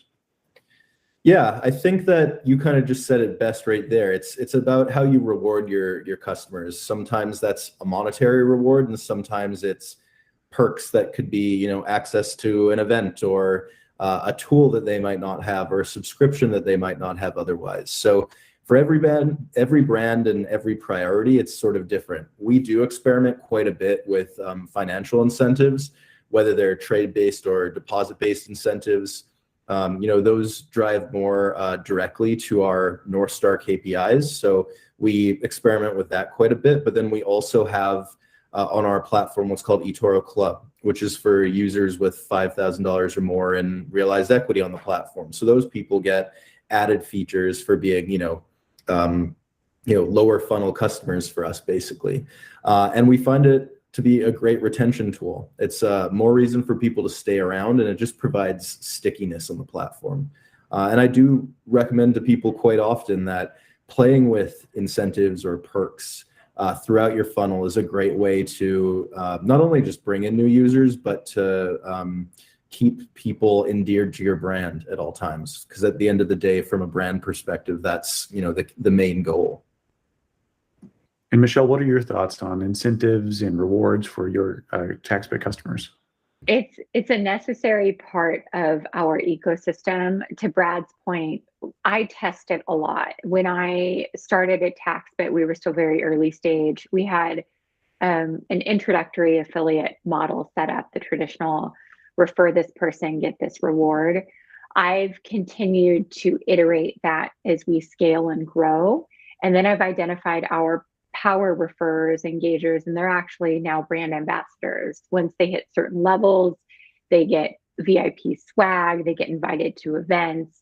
When we have meetups in person, they get invited to be our guest of honor. So it's really been wonderful to identify who's engaging, and it's a mutually invested scenario where it's not us paying someone for something and then they do it. They're incentivized to invest in the brand and really get to know who we're doing and what we're doing. That's been something that I've really looked at for our model through not only folks in the crypto space, but CPAs and other traditional educators who bridge or are starting to touch in crypto, and how we work to help them get more onboarded in the space and then incentivize them through referral models to drive their audience to us. Awesome. Appreciate that color, Michelle. Thanks for digging in on that. And we've got 5 minutes left. Brad, Michelle, I'll leave it open to you two. Is there anything you wanted to cover that I didn't bring up? There's such a large surface area here for the crypto space that I'm sure there's something I didn't ask. What's a topic you guys would like to cover in the last 5 minutes? Something I think about a lot is the crypto ecosystem in particular is, it's a small space. Like Dan, Michelle, we've got like a bunch of other marketers that we keep in touch with. And one thing that's come up time and time again in our conversations is that, although in a lot of ways we compete against each other for a piece of this pie, at the same time, we're all working together to increase the size of the pie, right? Every time we run a Facebook ad or a Twitter ad, it's, an ad for the asset class, not just necessarily the platform. So I think that when you're looking through the lens of a Web3 company, you're not just selling your services, because there are always going to be a number of other options with a very similar value proposition, but you're also selling people on the asset class. And maybe that's the biggest challenge to us as marketers, as well as how to market this asset class or this category to the average consumer and widen that pie for everybody. I think that's a great point. I love that we have a community where it's kind of the rising tide raises all ships. One thing that I get asked a lot is, if people think of Web3 and DeFi, it can kind of be intimidating if you've been a traditional marketer. or you're looking on how to get into our space and actually work on this side, what I've encouraged people is, because there's so much content, educational opportunity, it's still very early and there's still wonderful opportunities. Most of the companies in our space are hiring, and it doesn't have a requirement of you have to have previous experience. I would say a few years ago, that was probably less so, and the barrier to entry was higher. Now, thankfully, there's a lot more content, as well as the companies, I think, have evolved to bridge kind of mainstream. So for anyone looking to get into Web3 or join companies, it's still very early, and I wouldn't let lack of previous experience be a barrier to entry. That's a great point, Michelle. I feel like the space is so much bigger than it used to be, and there's so many opportunities for folks to join. It's funny, on my marketing org, so I lead growth marketing, I actually like to hire people who aren't crypto native. It keeps us all honest when we look at content and we're going, hey, does this content make sense? Is the language that we're using, does this make sense to a normie, someone who isn't in the crypto space? And so, yeah, I think that there's a huge amount of opportunities for folks who aren't in it. It might sound confusing, it might sound weird. We all went through that stage years ago, but everyone goes through it. So there is a period of being a little uncomfortable, but we definitely want to welcome everyone into the space. And Michelle, where can people learn more about TaxBit? You can find us on Twitter at TaxBit or at taxbit.com. And Brad, same for you. You can find us on Twitter at eToroUS for our US handle, and at eToro.com. And for Kraken, it's at KrakenFX on Twitter or Kraken.com. And with that, want to give a round of applause to the panelists. Thanks, Michelle. Thanks, Brad. I'll be seeing you guys both in Bitcoin Miami, I think. So it's it's a close circle in the crypto space. But appreciate you all participating. And Peter, I'll hand it back over to you. Thanks so much, everybody, and to the panel. Really got a lot out of your session today, especially the idea of building community in the physical space, incentivizing people to stay around the platform and doing content analysis. Really, I think this is the face of modern advertising. And we really got a lot out of it. So thank you for joining us today. And to our audience, we're going to take another 5-minute break. We're going to be back at 2:05 Eastern Time for a session on a very timely topic around Google Analytics 4. We've got a fantastic lineup for you beyond that as well this afternoon. So enjoy your break, and we'll see you back here at 2:05 Eastern Standard Time.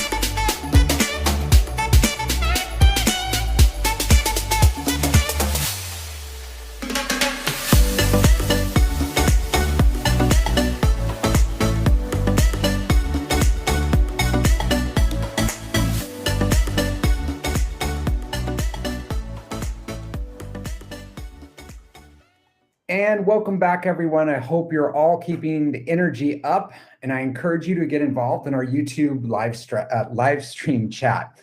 And for our next session, I'm really excited about the topic of Google Analytics 4.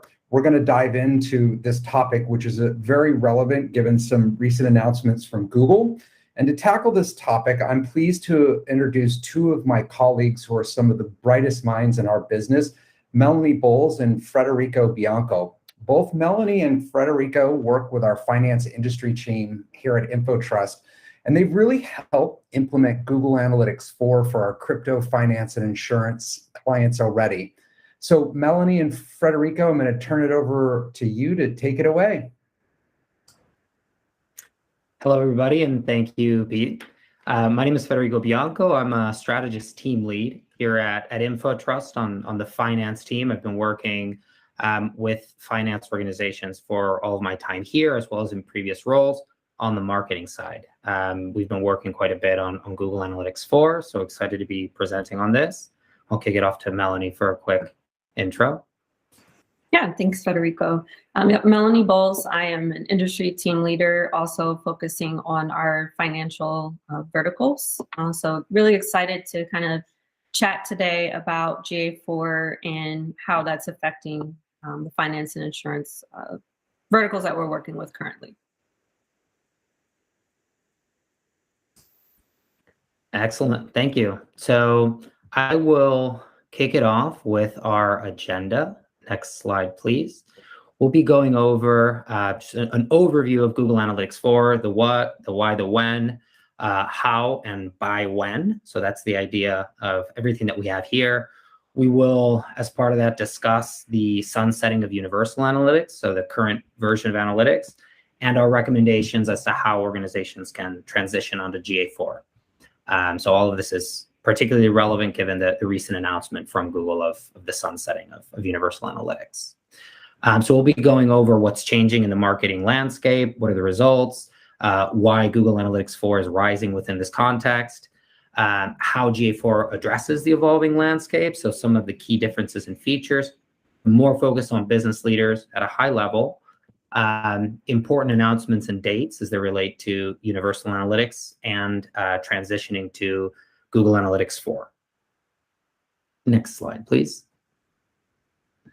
So for the evolving landscape, we've categorized it really into three main areas. Many of these are, to some extent, reiterations of what Shauna mentioned early in her keynote.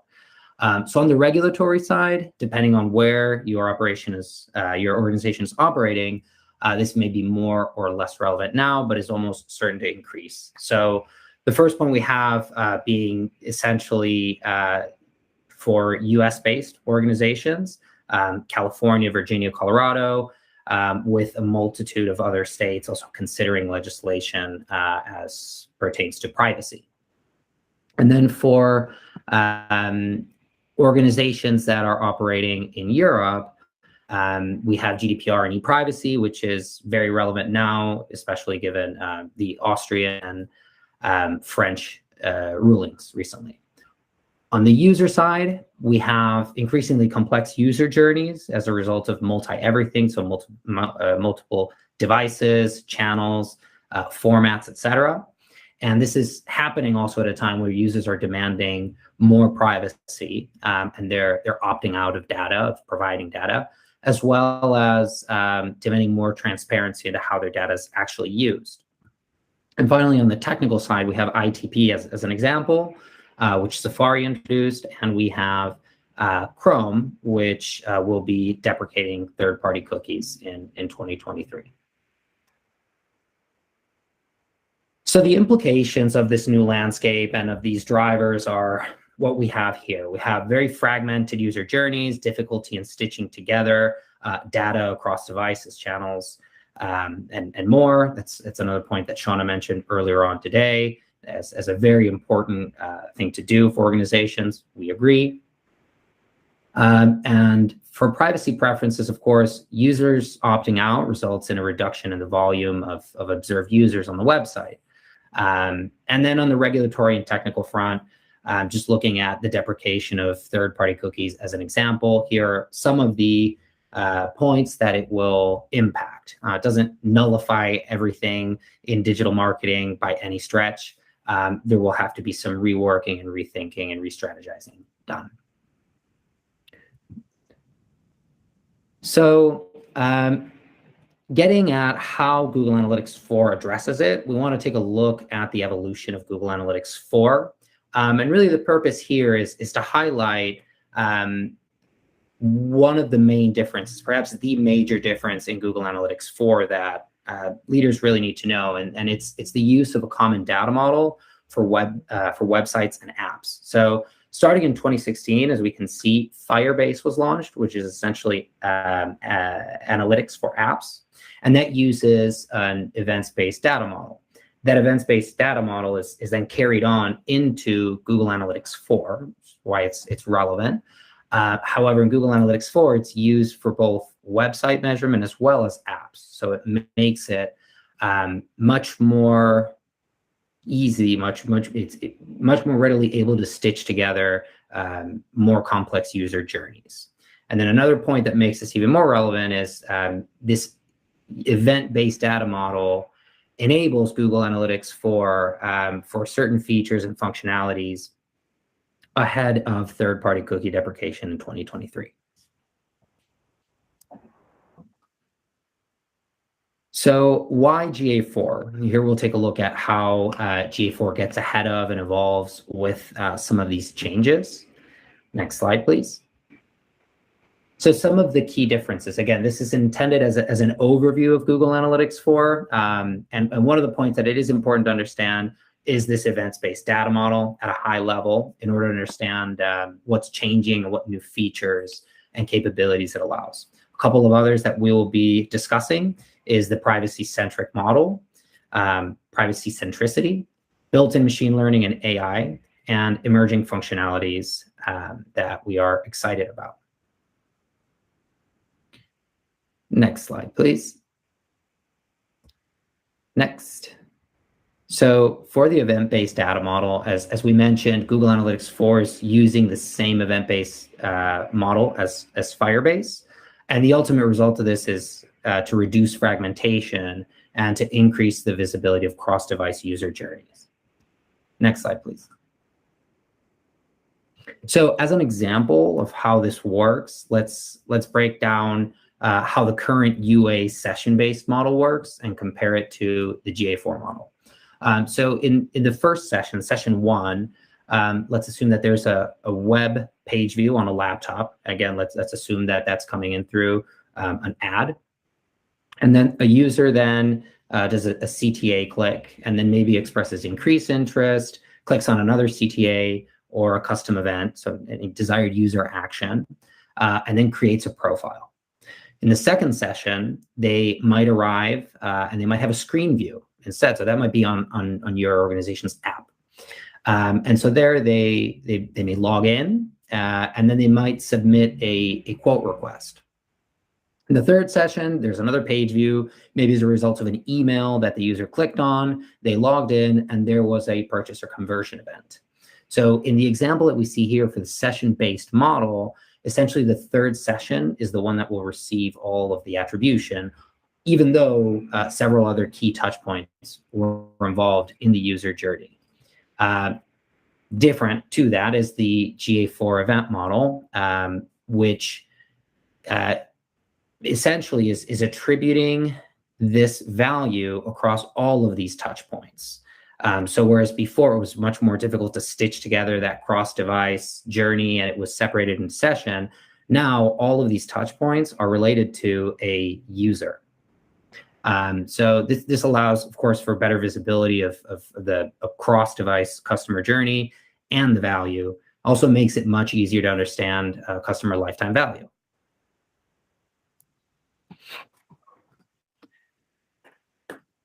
Next slide, please.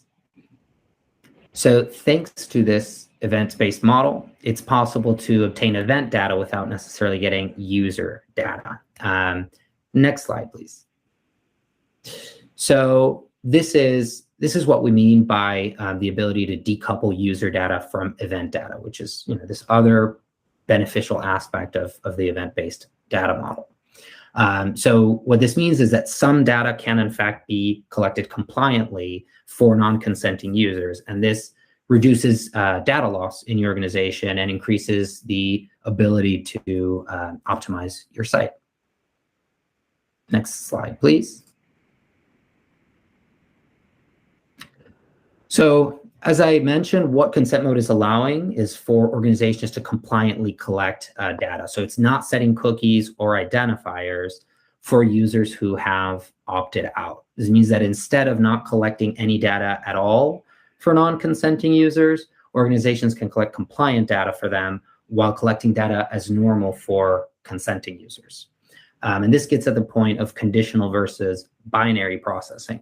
So let's take a look at that a little bit more closely. Next slide, please.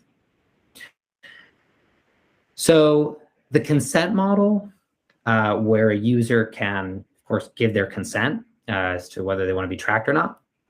This can produce significant and unnecessary data loss when it's approached in a binary way, so an all or nothing way. Essentially, what's happening there is that data is being left on the table. So what consent mode allows is for an organization to not drop all of the data from non-consenting users, but rather to collect them in anonymous and aggregated data. And what we mean by anonymous data is that it's pure anonymous event data.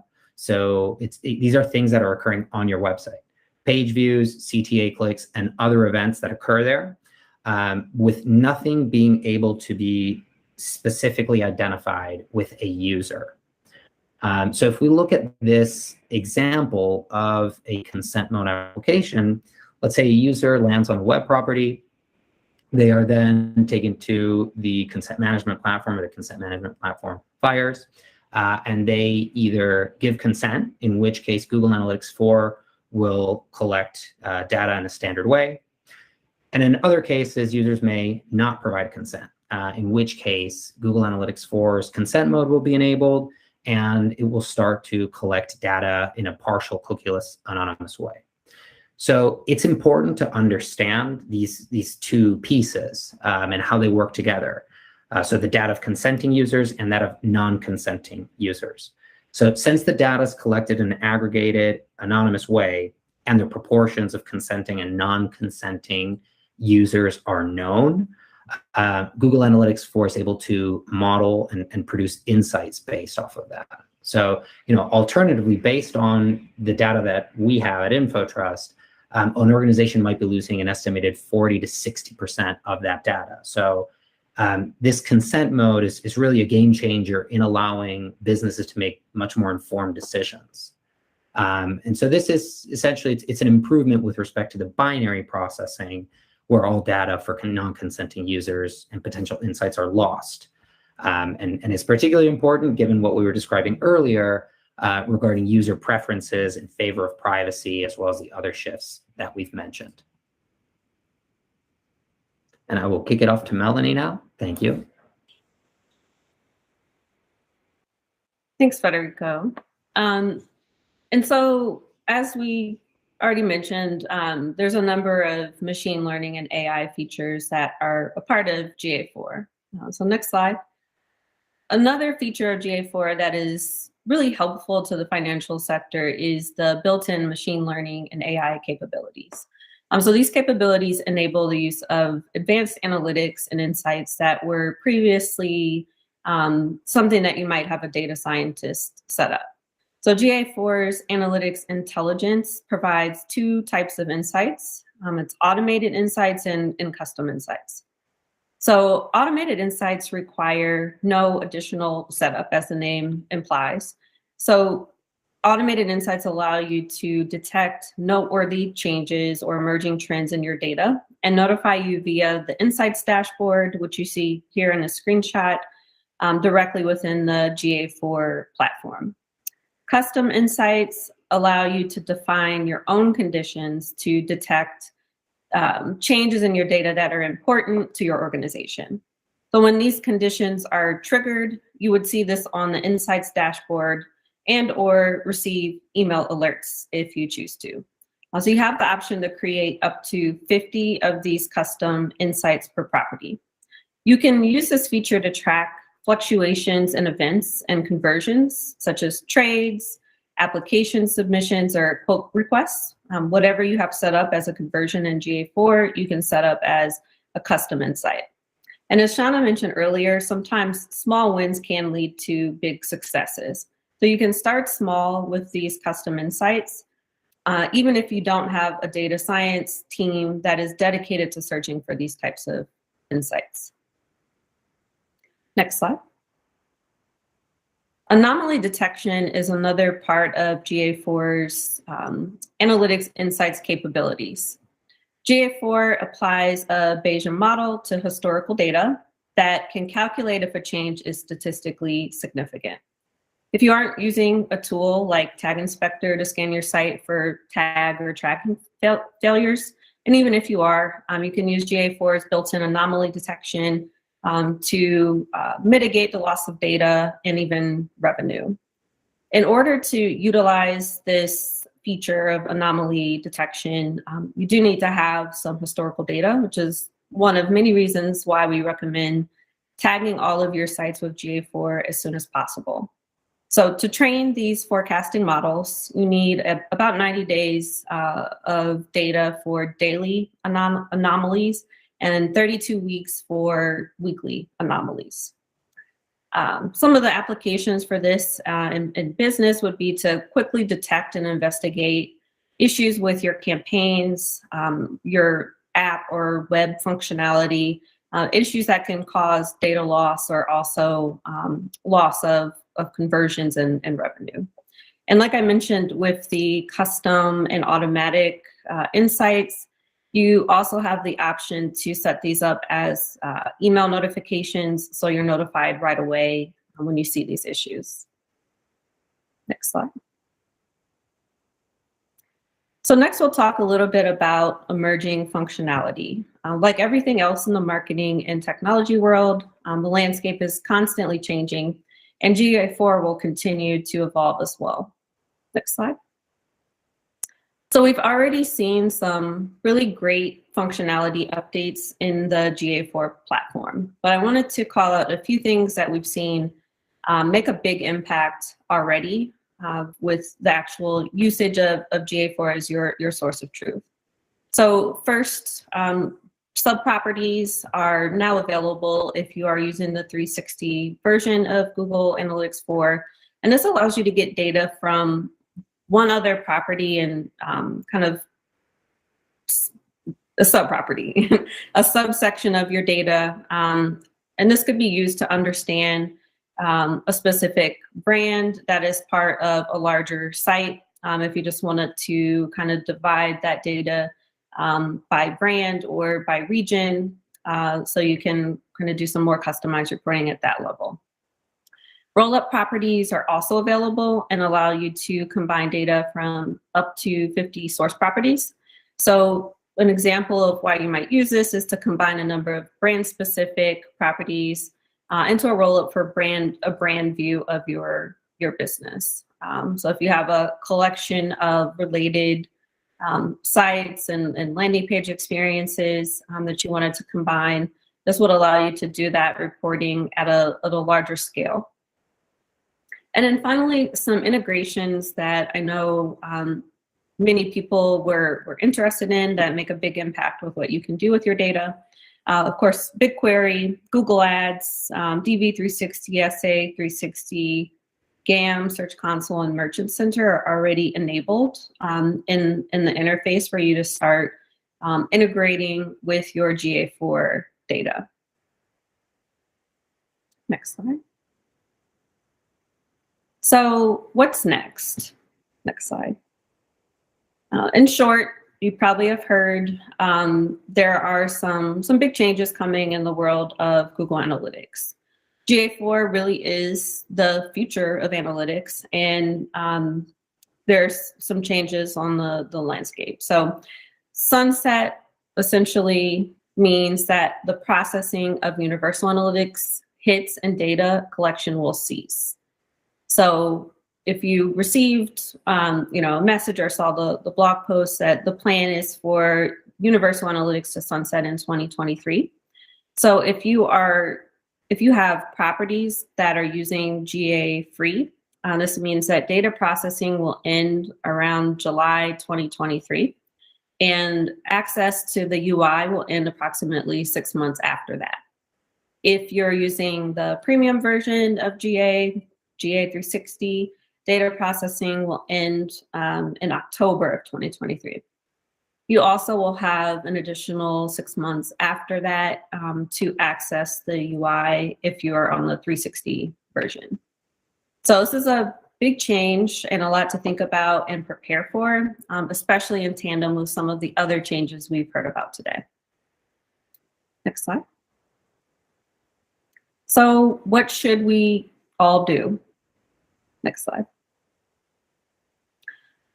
We've already heard throughout this presentation and other presentations today that the marketing and data landscape is rapidly evolving as a result of regulatory and technical changes, but also as a result of the shifts in user preferences towards increased privacy.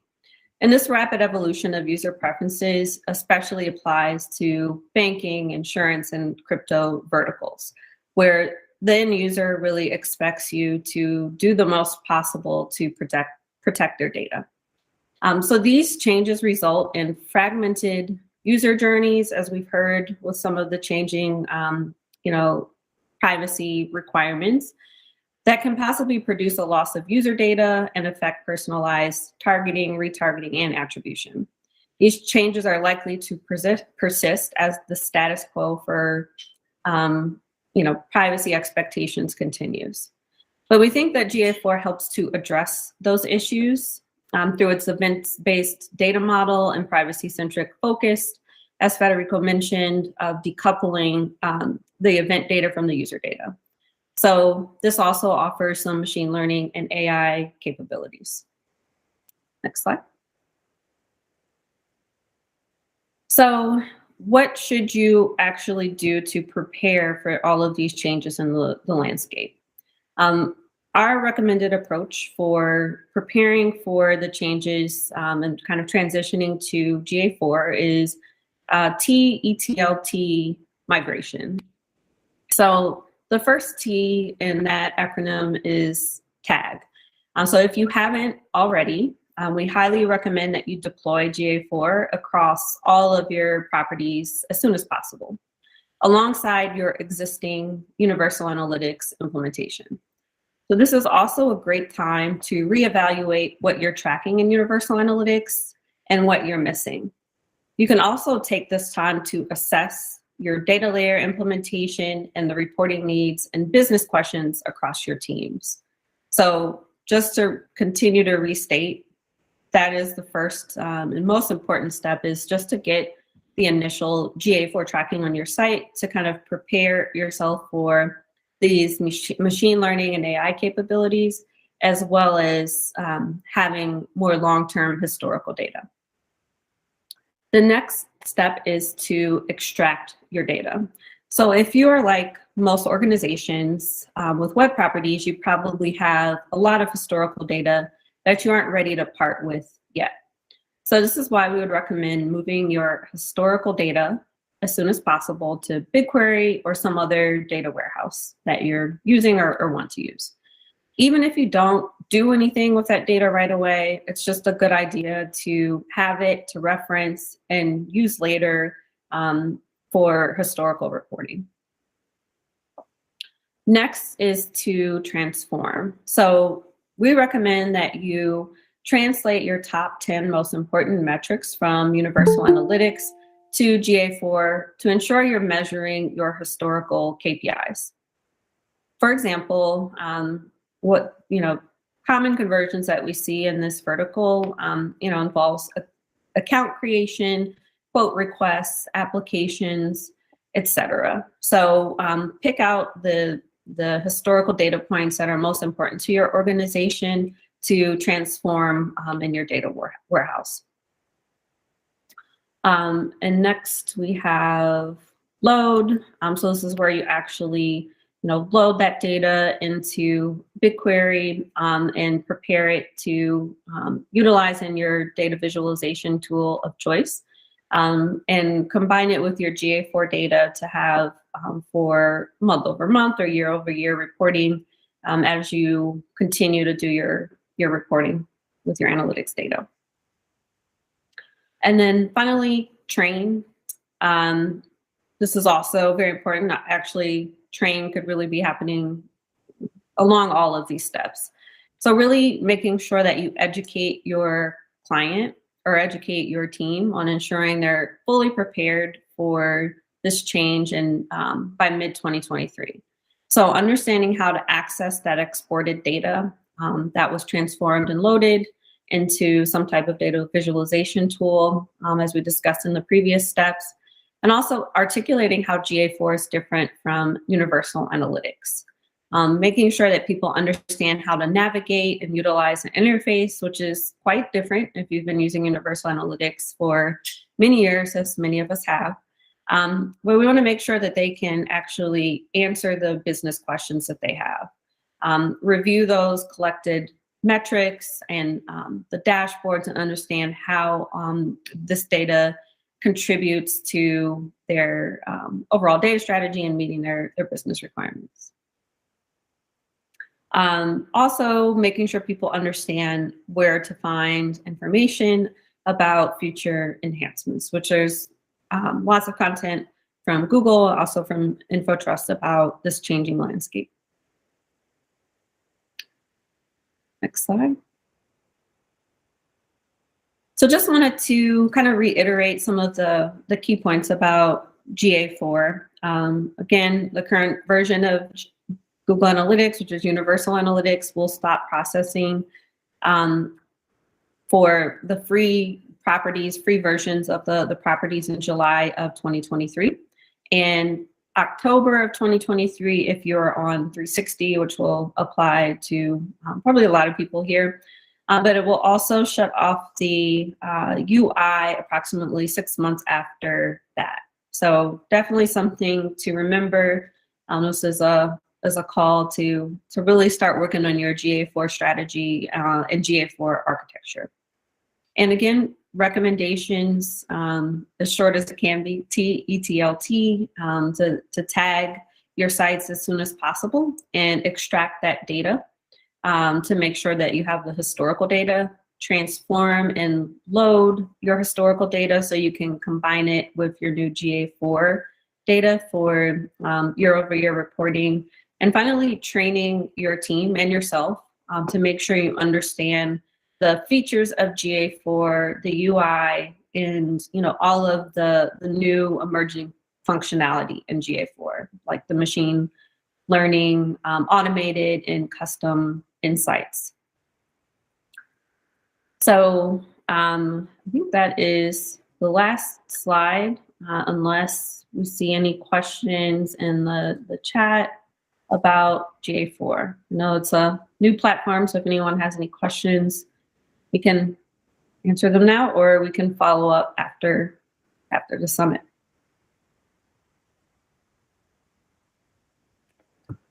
Melanie and Federico, thank you so much for walking us through Google Analytics 4, introducing us to the concept of TE, TLT, tag, extract, transform, load, and train, and the rapidly shifting ecosystem and how GA4 helps advertisers future-proof their business. So I think this is a really useful session, and we thank you for your time today.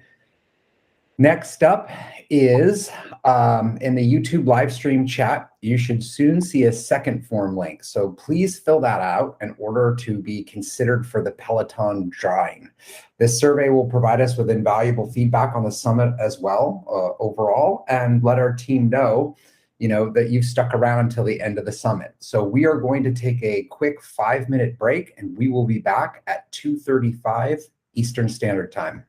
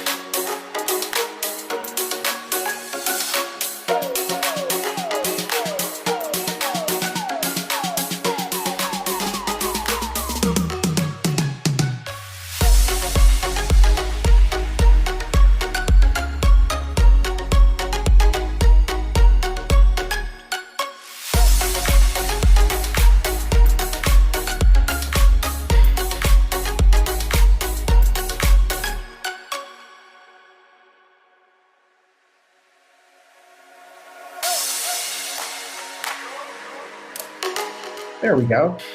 So for this next session of how current and future consumer privacy requirements are shaking up digital marketing and finance, we're going to be joined by InfoTrust's Lucas Long. I wanted to update everybody that May of Gulf Bank, who is supposed to join us, is feeling under the weather, so we wish her a speedy recovery. And Lucas, who I've worked quite a bit with very closely, is going to talk about governance and the future of consumer privacy requirements that are shaking up digital marketing and finance. And Lucas is our privacy expert and specialist around Tag Inspector. So we are really fortunate to have him joining us from our Barcelona office. It's nice to see you, Lucas. Thank you for joining a little bit later, and we'll turn it over to you, let you take it away. Thank you, Pete. Yes, hopefully I can live up to the introduction. Unfortunately, May's not able to join us today. Thoughts go out to her. Hopefully she gets her voice back very soon. But I have had the pleasure of being able to speak with May quite a bit for a lot of these different strategies, as well as to work with a lot of our different clients in this space. So hopefully we can go through some of these primary challenges that organizations are facing here today and what you can do about it. So just strategies to really think about and how to really focus on those in order to excel in this new environment. So we'll get underway, and how we'll kind of walk through this is we'll look at the various different challenges being faced by organizations, and then some of the core principles to really keep top of mind and to make sure that you have in place. So if we move forward to the first challenge on the next slide. The number one challenge that many organizations are facing is, especially in the finance space, inconsistent requirements across markets and constantly shifting regulatory needs. We think about the US itself. We have Utah passing a new law last week. And then next year, that puts 3 new various different state laws that we're going to have to be compliant with as it pertains to our consumer data.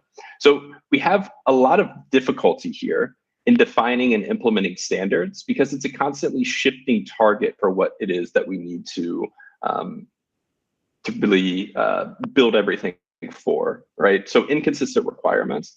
Now, in the finance sector specifically, a lot of those regulatory requirements, they're a little bit more explicitly defined.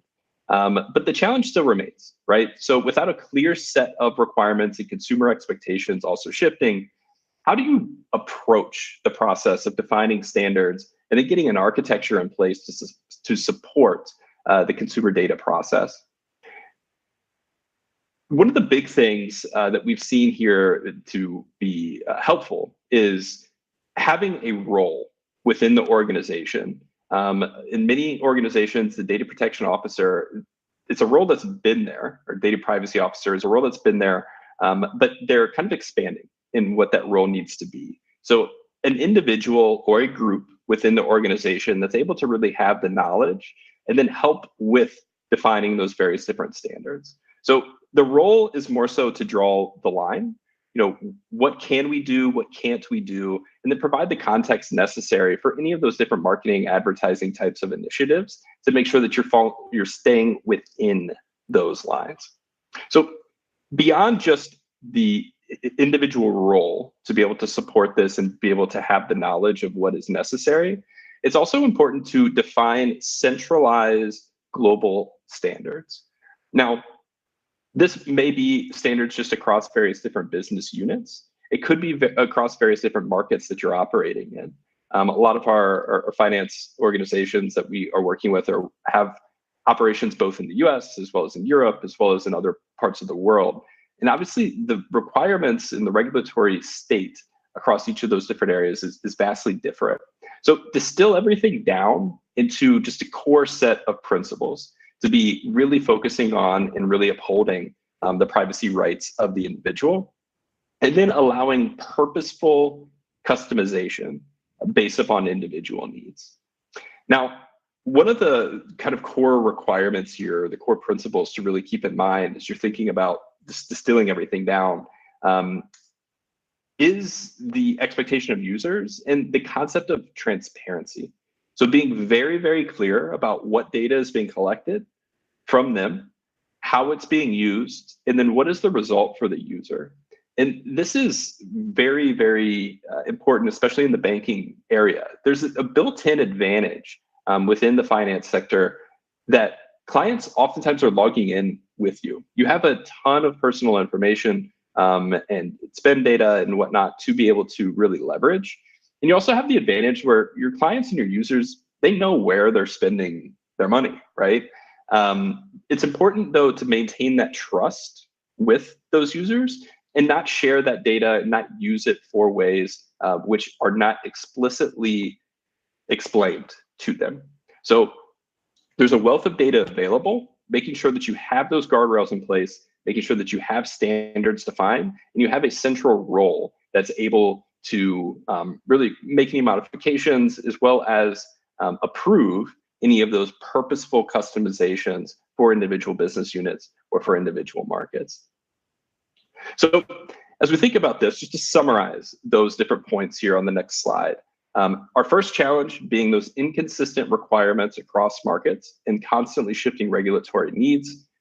The principles that we can focus on in order to really accomplish this or face this challenge are really 4 different things. Central role for knowledge and standards definition, having those core standards in place at the centralized global level, and then making intentful customizations, making sure that we're always transparent with the user about what data is being collected, how it is being used, and then making sure that we are following those guidelines and maintaining a high trust relationship with the client. The last thing that we want is to be creepy with any of their finance data, especially. The second challenge that many organizations are facing on this next slide here is around the deprecation of third-party cookies, and more specifically, the lack of access to different identifiers. Translation here is that we have a lot of difficulties with measurement and optimization, understanding user journey, and then cross-channel measurement. Big portions here are that inability and challenges for attribution. But here again, there is a really kind of built-in advantage within that finance section, being that a lot of those users are logged in. Melanie and Federico had touched on it in the session before with GA4. A lot of platforms, including GA4, are starting to move into this more user-based and event-based measurement model. With those user identifiers and with those user IDs, we're able to plug those in and really lean on those within our analytics platforms in order to be able to understand how our users interacting with our properties across devices, across browsers. So we can get a really holistic a look at interactions, at least. And that helps us to optimize the user experience. Now, personalization within the user experience within your actual web applications is extremely necessary, but it's only one portion of that puzzle. The other portion has to do with being able to identify users, how they're interacting with your brand outside of your actually owned and operated properties. Now, users have a much higher expectation for personalization. Some statistics that Google has put out recently was that something like 90% of users have an expectation for a customized experience with a particular brand. And that extends also to their experience with their advertising. At the same time, almost 25% of users across the globe are using technologies such as Safari or Firefox that are blocking access to third-party cookies. So when we talk about this whole cookie apocalypse and Google Chrome deprecating cookies towards the tail end of 2023, we're already in that environment, especially in this industry where you have a higher proportion of users across many of your client bases that are using Apple technologies. So how to, I guess, kind of work with and gather insights from those more anonymous data sets without the access to those identifiers. Number one, like I mentioned, lean on that identifiable named user set and really do a lot of analysis through that lens. Who are your high value users? Who are the people that you're already working with? And what content do they like? Where are they coming from? What content do they consume to be able to really inform a lot of those advertising strategies moving forward, to be able to deliver that personalized experience based upon your known insights and understanding of those core users. So deprecation of the third-party cookies and the lack of identifier access, again, kind of getting into just to summarize those core points and strategic focus on this next slide. Number one is really lean into that natural logged in advantage. Leverage it in optimal ways. Understand how are users interacting across their various different devices to be able to deliver them a really personalized experience when they're interacting with your organization. That develops brand loyalty. That keeps consumers interacting with you over time. Also lean on that logged in user sets in order to be able to understand their preferences to inform advertising strategies. We want to target more people like those that are high value for us. So what content do they consume? Where are they? How can we go out and get other users similar to them? There's also this whole concept of, because you have this large logged in data set, you have a high volume of data. This is one of the things that May has really impressed upon me in some of our past conversations, is the need to wade through that massive volume of data in order to be able to identify trends. At the end of the day, we're always getting back to trend analysis. And so even if we have less identifier access for those users outside of our owned and operated, we're still looking for trends. So it goes back to leaning on those logged in users, identify the trends, and then be able to action based upon insights. At the end of the day, yes, we're working harder because we can't just plug in technology to be able to identify users everywhere, but we're also working smarter. And this opens the door for competitive advantage for those organizations that are able to really lean on and leverage that large volume of data that they have. Moving beyond the deprecation of third-party cookies, we move into our third core challenge that many organizations are facing. And this has to do with the rising user personalization expectations, while at the same time, users are exercising their privacy rights and no longer kind of allowing for that information. Going back to my misstated statistic before, for the Google and Ipsos, they did a global trends survey in a recent privacy report ebook. The actual percentage, 91% of internet users aged 16 to 74 say that they are more likely to shop with brands that provide offers and recommendations that are relevant to them. The level of expectations that consumers have for the experience that you're delivering has never been higher. At the same time, some statistics such as ad blocker usage being between 30 and 40% across the US and EU by some estimates. It's estimated that between 30 and 40% of users are declining cookie consent on EU retail websites when presented in a compliant way. And some studies are showing that on mobile, Apple ATT opt-in rates are as low as 25%. So users aren't providing their information by and large, but at the same time have a super high expectation for the experience that is able to be delivered. So there's this mismatch. How are we able to meet and exceed these expectations with less data than we have traditionally been able to kind of have access to? So when I talk to a lot of people in the finance industry, again, for how they're approaching this value exchange, right? Ultimately, we need users to be able to provide more of their information in order to be able to provide them a better experience. And this again gets down to some of the built-in industry benefits here. because you're able to have that large kind of volume of logged in users with many of these various different properties, you're able to identify those trends, get to really deep insights, and really segment customers in really interesting and novel ways. And then we can start building experiences around those various different segments. So building based upon, again, insights and understanding of those high value users that you're able to identify. And then we can customize the user experiences in app based upon the profile of the user.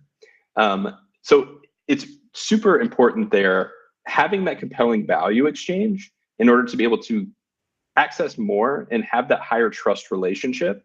And then leaning on that, once you have established that, you can then open up a whole lot of doors for additional effectiveness and for additional strategies. Now, a lot of talk also is often put forth around different types of value exchanges. What is a compelling value exchange for users? Some of the different topics that kind of areas that I've seen across the finance industry have been personalizing rewards, and then also really importantly, customizing that user experience. So customizing based upon the segments, and then providing relevant content and less pain points for the various different actions that each of those different consumer segments are wanting to accomplish with your organization. So that third challenge, again, rising user expectations met at the same time with limited access to data.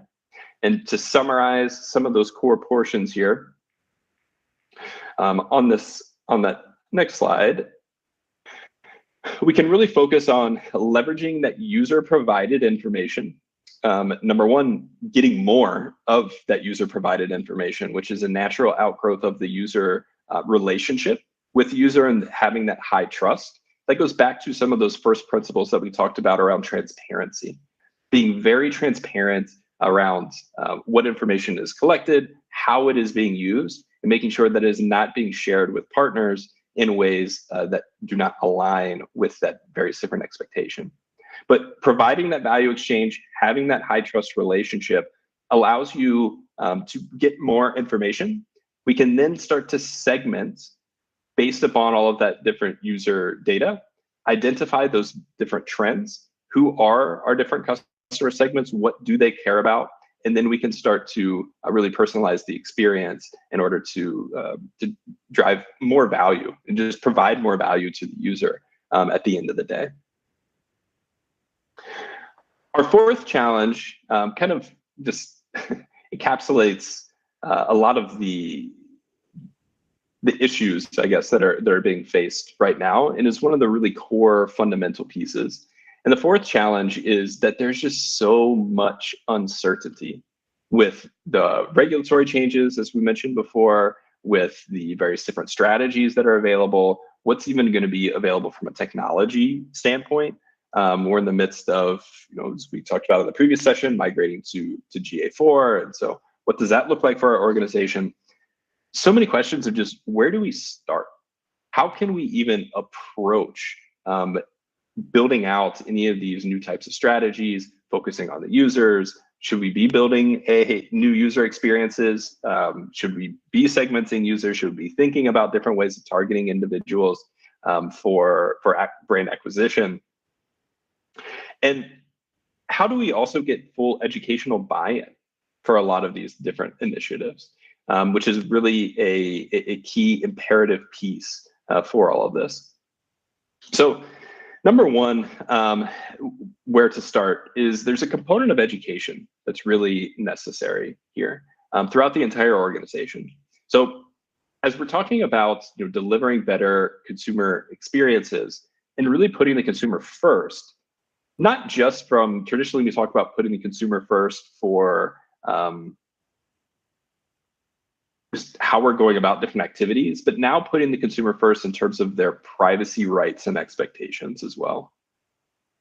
That is critical, and having that educational component throughout the organization of this is what we can do, this is what we can't do, and this is what our values are.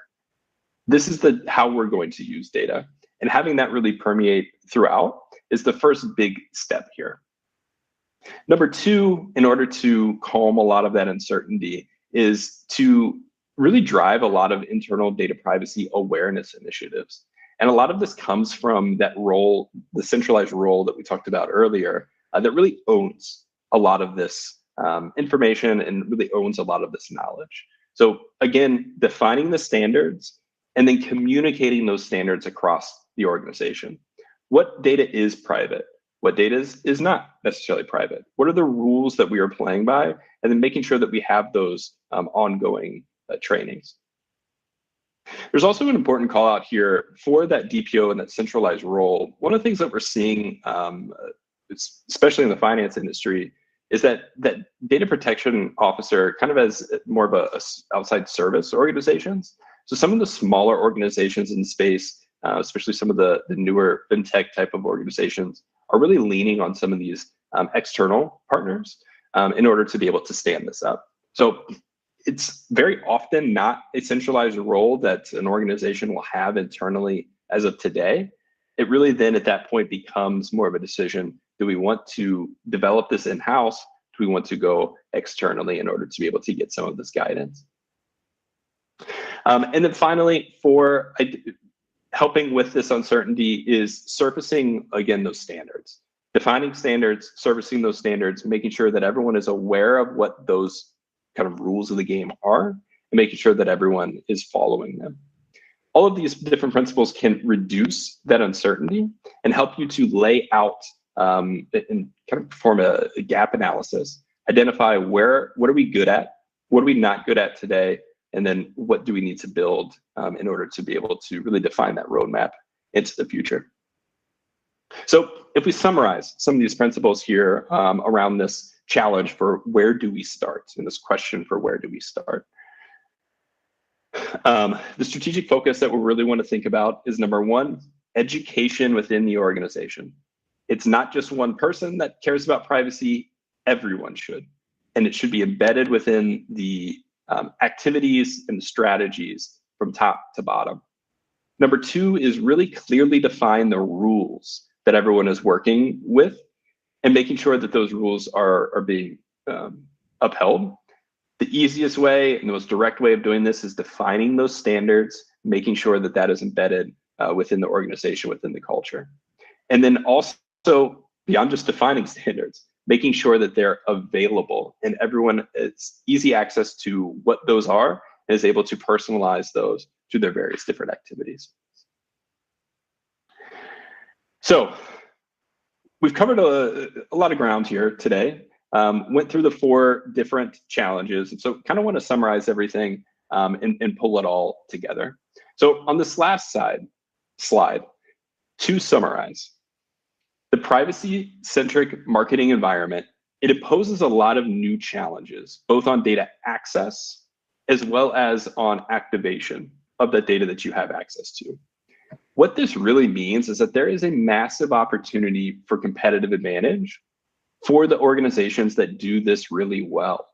If you have that strong relationship with users, if you have that large logged in data set, if you're able to identify trends, if you're able to really cleanly and clearly define your customer segments, there are a lot of insights that can be pulled from those data sets that you can then start to personalize experience, increasing customer loyalty, as well as better understand those high value users so you can go out and find others like them. So in order to do that, focus on a few core key things. Number one, develop and maintain those high trust relationships with users, define those organizational standards, and then educate everyone within the organization around those. Work harder because we're having to develop new models, find new ways of attributing conversion, signups, and everything back to our different advertising activities, but also work smarter. Derive those insights, create that competitive advantage. We're able to, if we can tie all this together, provide a really tangible benefit to our users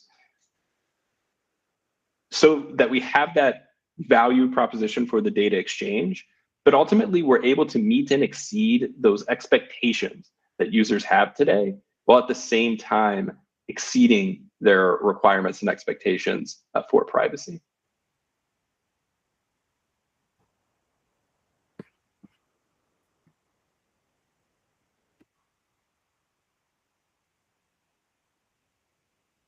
Thank So you, yeah, Lucas, for joining us. This was a really useful session. Like the notion that privacy-centric marketing environment does impose new challenges on access and activation, but at the same time, kind of going back to our conversation with Shauna this morning, that's opportunity for competitive advantage, right? Challenges are an opportunity that, with the shifts in privacy regulations, change in user behavior through COVID, that those expectations of consumers are a lot higher. And they have much more control to access to brand than they ever had before, or making decisions around that. And so I think this is a really great points for the audience to take home and think about. And Lucas, again, thank you so much for rolling solo today and carrying the conversation. So for the rest of the afternoon, as we come into the home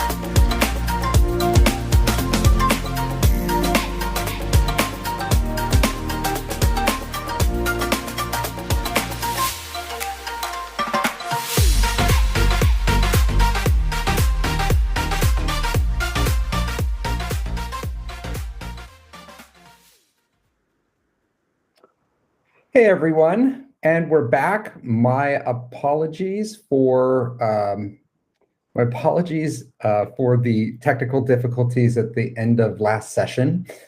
Working from home, as many of you have experienced over the pandemic, can be an interesting to navigate the technology, and the computer went down. So my apologies. And as we go into this final session, again, please fill out the second form link if you have not done so.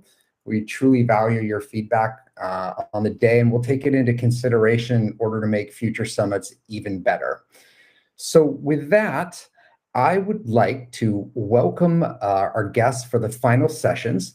So we have Michelle Matatranga and Sam Needham of the Silicon Valley Bank. And Samantha is the head of marketing and innovation and an accomplished digital product and marketing leader. And Michelle is the director of marketing analytics with over a decade of experience in the industry. So Samantha, Michelle, welcome. I'm going to turn it over to you now. Thank you for the intro, Peter. So this is Not Your Grandma's Marketing Analytics, where we are going to walk you through the impact that analytics can have on a marketing organization and business as a whole. So how do we really get in there and drive the business forward? That's what we want to talk to you about today. Can you go to the next slide, please? Perfect. So we want to dig into that this is more than just reporting.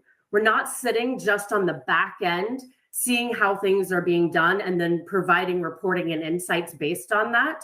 We're actually earning a seat at the table and then pushing the business forward from a marketing perspective and as a whole when we look at business objectives. Go ahead.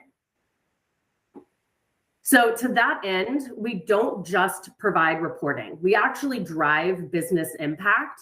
We do this through a number of ways, but you definitely need to have a marketing analytics team that is helping to drive and that sits at the table in order so we can really talk about what the overarching business objectives are and how analytics can actually help you achieve those ends. Sam, anything to add on that point? Yeah, I think what gets me really excited about where we're at and where we're going is that marketing analytics organizations and digital marketing is becoming such a core part of how we interact with our clients and prospects and deliver that value. And one of the things that we'll get into is really how we within SVB went from not even having an in-house marketing analytics team to scaling very quickly and through a pretty, I would love to say it was a very well thought out plan, but really a lot of that sort of happened organically through delivery and strategy. So, going into the next slide, when we stepped back and we said, how do we earn a seat at the strategic table? For us, when I think about it, it started with really understanding our internal landscape and our, individuals that wanted to make an impact and drive return, right? So when you're in that building mode and you're trying to understand what's important to others, there's this currency of exchange. And so, if you're selling into the CMO, you might be talking about the value delivering to the brand or client acquisition. If you're talking to the CFO or others in the finance space, you might be talking about how you can drive that ROI or have some cost efficiencies. If you're thinking about, the COO organization, it might be around operational efficiencies and how to reduce some of that manual overhead. And, with sales, it might be something around, lead quality or, how to really allow that team to build those relationships with their clients. And so, every group has those specific currencies in places. And for us, where we started was actually around the experimentation and testing piece. So about 3 to 4 years ago, when we were looking at how to reinvent svb.com, we took a very data-driven approach. And this was actually the first time that we were doing user testing and really leveraging data to drive insights. And so what we were able to do is build this experimentation roadmap and really leverage this idea of data-driven marketing. And through that, I would say we had many experiments that ran. Not all were successful, right? We did have some that we fondly called learners, places where we learned that really didn't help reduce the friction or improve our client experiences. And so we continue down this path of, personalization through leveraging data to drive experimentation and testing. And so that's really where it started. And I think for those of us that have been in the space a long time, it's not surprising that sort of web was that first place that we really started to have that strategic seat at the table, because marketing analytics, if you think back right into the 90s, you had the web counter, and then you really sort of started through that web property. But what we found is, as we started getting traction around experimentation and testing, we wanted to optimize, right? We needed to go to more channels. We really started to think about the metrics that mattered. And so it was innovating through iteration, right? How do we make what we do better? How do we continue to stay on top of what our prospects and clients want and start delivering those experiences through looking at the data and the insights that we're seeing across multiple channels? And so, really for us, we started with experimentation and testing. We're absolutely still doing that, but we really quickly moved into this broader state of optimization. And as we started to look across channel and going into these different places, this is really where we started to look at attribution and, moving away from some of those basic measurement strategies into things around true business value, right? And for us, we're not an e-commerce company, right, or anything like that. So there's definitely an importance of understanding all the different touch points that sit within marketing and also within other organizations. So that's really when we started looking at some of those metrics that matter. We needed to start to plan, how are we thinking about and partnering with different teams to think about that advanced attribution. And I would say, from a journey standpoint, we've been on this journey for a few years now. This is really sort of where we're sitting. And so both sort of looking at, where we've come over the last couple of years, and then where we're at and where we're going. And that's really where we get into some of that predictive modeling aspects, right? In the sense that being able to deliver, what's that next best action that, a client or prospect is interested in, and reducing that friction for them, and using our data to, make us better marketers and make sure that we're delivering the value for the customer. So for us, while we haven't really expanded as much as we'd wanted to in that sort of predictive space, that's absolutely on the path on how we're earning the seat at the table and moving away from sort of the reactive reporting side and really getting into that predictive space. Next slide. Thank you, Sam. So once you earn that seat at the table, how do you make sure that analytics stays there and is actually driving change in the business and actually providing real value? So the way in which we look at it is it needs a number of components. And those components are having the right team. And I'll kind of dig into these and break these apart a little as we go. But just at a top line level, having the right team, the right people in place, and a dedicated team to actually look at all of the marketing and all of the overarching business strategies and begin to measure those and the impacts of each of those individual tactics is really key.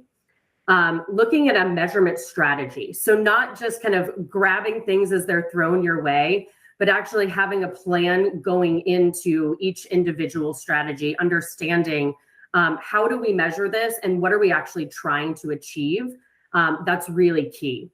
Having the right tooling and advanced tooling, I'll kind of, again, dig into these and break these apart a bit, but there's a number of kinds of tools that an analytics team needs in order to be effective, and overlaying that with the right methodology. So Sam touched a little bit on that advanced attribution and predictive modeling. That's where methodology comes into play. There's a number of different methodologies, and we'll dig into that, but really digging in and understanding what methodology am I using? Is it the right one? And kind of how, through what lens to look at those for each individual thing that you're measuring is really key. And the last piece is storytelling. So actually having a vision around what are we trying to achieve, being able to measure that and then being able to evangelize that throughout an organization is really key. Next slide, please. So the first step of that was the right team. And the right team can look like a number of different things, but you do need to have certain things in place. Strategic leadership is one of those. So you can't just have a ton of analysts that are catching things and providing insights kind of on an ad hoc basis. You do need to have some vision kind of at the helm, and making sure that vision and that strategic leadership aligns with the larger company goals, and that person is really looking at what are we trying to do as an organization, and make sure that all of the analysts and all of the team is aligned on that vision.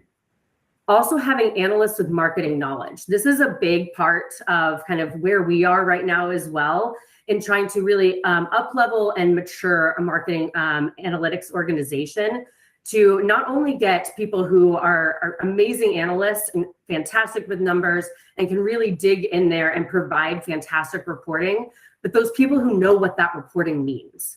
Those insights that actually have actionable recommendations attached to them, to understand what is our next best step. That's huge. So really getting people involved and providing transparency to that marketing analytics team is huge. Data engineering is another piece here that can either sit within the group or as a close partnership outside of a marketing analytics organization. But knowing where your data is coming from, how hygienic it is, and really understanding how is it structured, what's the data governance, and how do we use this data properly? That's really key. So having a really close partnership with data engineering is also very important, especially as you get to the higher level and more advanced attribution and predictive modeling pieces. You are going to want to overlay data science, but until you have data engineering and create that, those data warehouses with very hygienic data structured in a way that is useful to you, you can't really proceed forward. So you have the data engineering and then a close partnership and data science on that team as well, to understand what algorithms do we need to overlay, what kind of things do we need to be calculating. And once we're able to kind of think through those things, making sure that data science team is also very aware of that marketing piece as well. So what are we actually trying to achieve? That's really key. So as you get into predictive modeling and advanced attribution, data science and data engineering become really big pieces of the puzzle that really align closely with leadership and analysts that truly understand marketing and those business objectives. So those are all really key pieces. Sam, anything to add on that, or should we proceed? Yeah, I think something that I get really excited about, and something that's special about SVB, is we're very mission and values based as an organization. And so, whether you're looking across these areas and you have 2 people or you have 200 people on your team, I think culture is so important. We heard on some of the previous sessions the adaptability to change, that there's ever-present new things going on, from, policies and different privacy laws to, different technologies and capabilities that we have through partners. And it's super important that we think about our teams and our culture and really create that place of learning. One of the other things that's really important to us, and it's great to kind of see these areas, is having that diverse perspectives. Right. So making sure that you're leveraging your team and listening and really creating those spaces for innovation and experimentation, and having different perspectives across the organization be able to, come together and help solution, I think really makes for a super strong marketing analytics team. Perfect. Next slide, please. All right, so like I said, we're going to dig into all of those components that make up a marketing analytics team. And one of those things was a measurement strategy. So not just jumping in kind of willy-nilly and grabbing requests as they come in, but actually truly having a plan forward. So you need to actually define and plan what you're attempting to measure. And that does need to come with a close partnership with all of your business partners across a marketing or larger organization. But it does need to also sit within the marketing analytics department itself. So creating that plan and kind of driving that strategy and that strategy formulation is huge. Then aligning and executing. So getting kind of all those head nods around the table that yes, this is the plan we want to move forward with. Yes, this is the tooling we want to use. Yes, this is the methodology we need to use. So getting that buy-in and that executive buy-in is huge. And in order to kind of execute that strategy, make sure, again, there's a plan in place there. Everybody knows their role. How are we implementing this? What data needs to go into it? What teams need to be a part of it? That'll help you really align and make sure that you're executing in the right way. The next step is finally to measure and analyze. This is the one that I think analytics teams are very aware of, but this is kind of where it sits in that overarching picture of this kind of cycle of analytics. So measuring and analyzing, actually creating that performance analysis, but then reviewing and refining it is really a really key step that I think gets missed sometimes. So actually, once you have that performance measurement, truly understand, what does this mean? How do we create recommendations off of this? How are we pushing the business forward through this data? How are we making data-driven decisions? And then, did it do the thing we thought it was going to do? Whatever strategy was in place. If it did, great, let's continue. How do we continue? Or if it didn't, let's refine the process. And then really creating that continuous optimization cycle, and then going back to, okay, so we've done this, what next? How do we make it better? It's an iterative process. It's a cycle. Marketing analytics never really stops. It just keeps getting bigger and better. And it's kind of through this cycle that happens. Next slide, please. All right, so the big piece and the part I get really excited about, quite honestly, is the methodology. Sam's kind of laughing there. She knows I get very, very nerdy about especially attribution methodology. So there's a number of ways you'll want to understand how to kind of go into this measurement and analysis phase. So how are you actually measuring that performance? That's what our methodology is. So there's a number of ways you can go about it. There's multi-touch attribution, a unified model, and marketing mix modeling. What we really focus on, and what I focused on mostly in the past especially, has been this multi-touch attribution. And the reason for that is because it takes in all of that online data. And that's kind of where you get your fractional attribution. That's where, GA360 really comes into play. And all the other tooling that's available. So there's rules-based, which you can have like a linear regression model. You can have that time decay. You can have, the last click models, things like that. But really, as you kind of progress and advance through this process, you start to get to a more data-driven model. And that's where you really get those advanced algorithms. That's where you get your, collaborative game theory, things like that, where you're really looking at each point in the customer journey. What is that interplay with marketing, and how are you actually measuring each individual touch point, and how does that actually drive a final conversion? That's where it gets really fun and interesting. That's where you need that data engineering. That's where you really need data science. And that's where you really need that tooling as well. So GA360, for instance, has a lot of this built within it.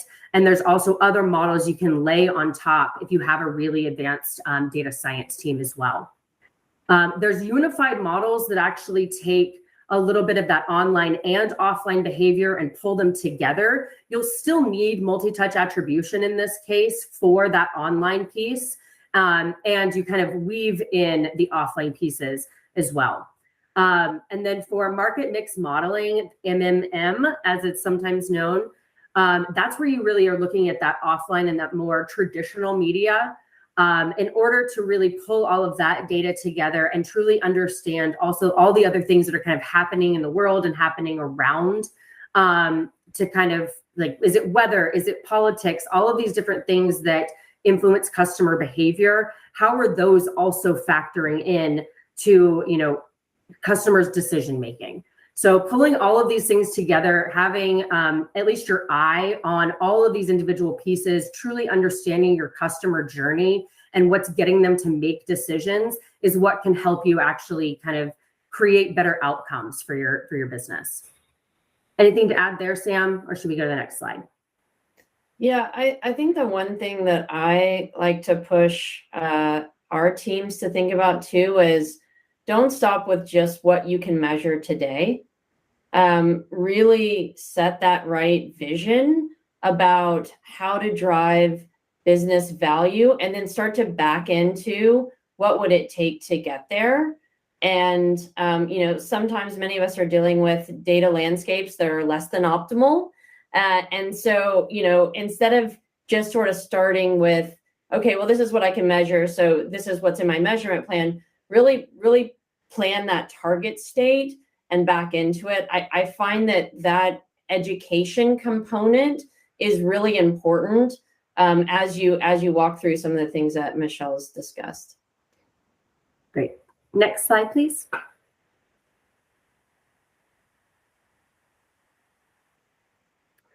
All right, there was one more slide, but it is just about storytelling. So we can do this without a slide. So really what's important here is that marketing analytics and analytics in general is an active participant in setting the vision for an organization.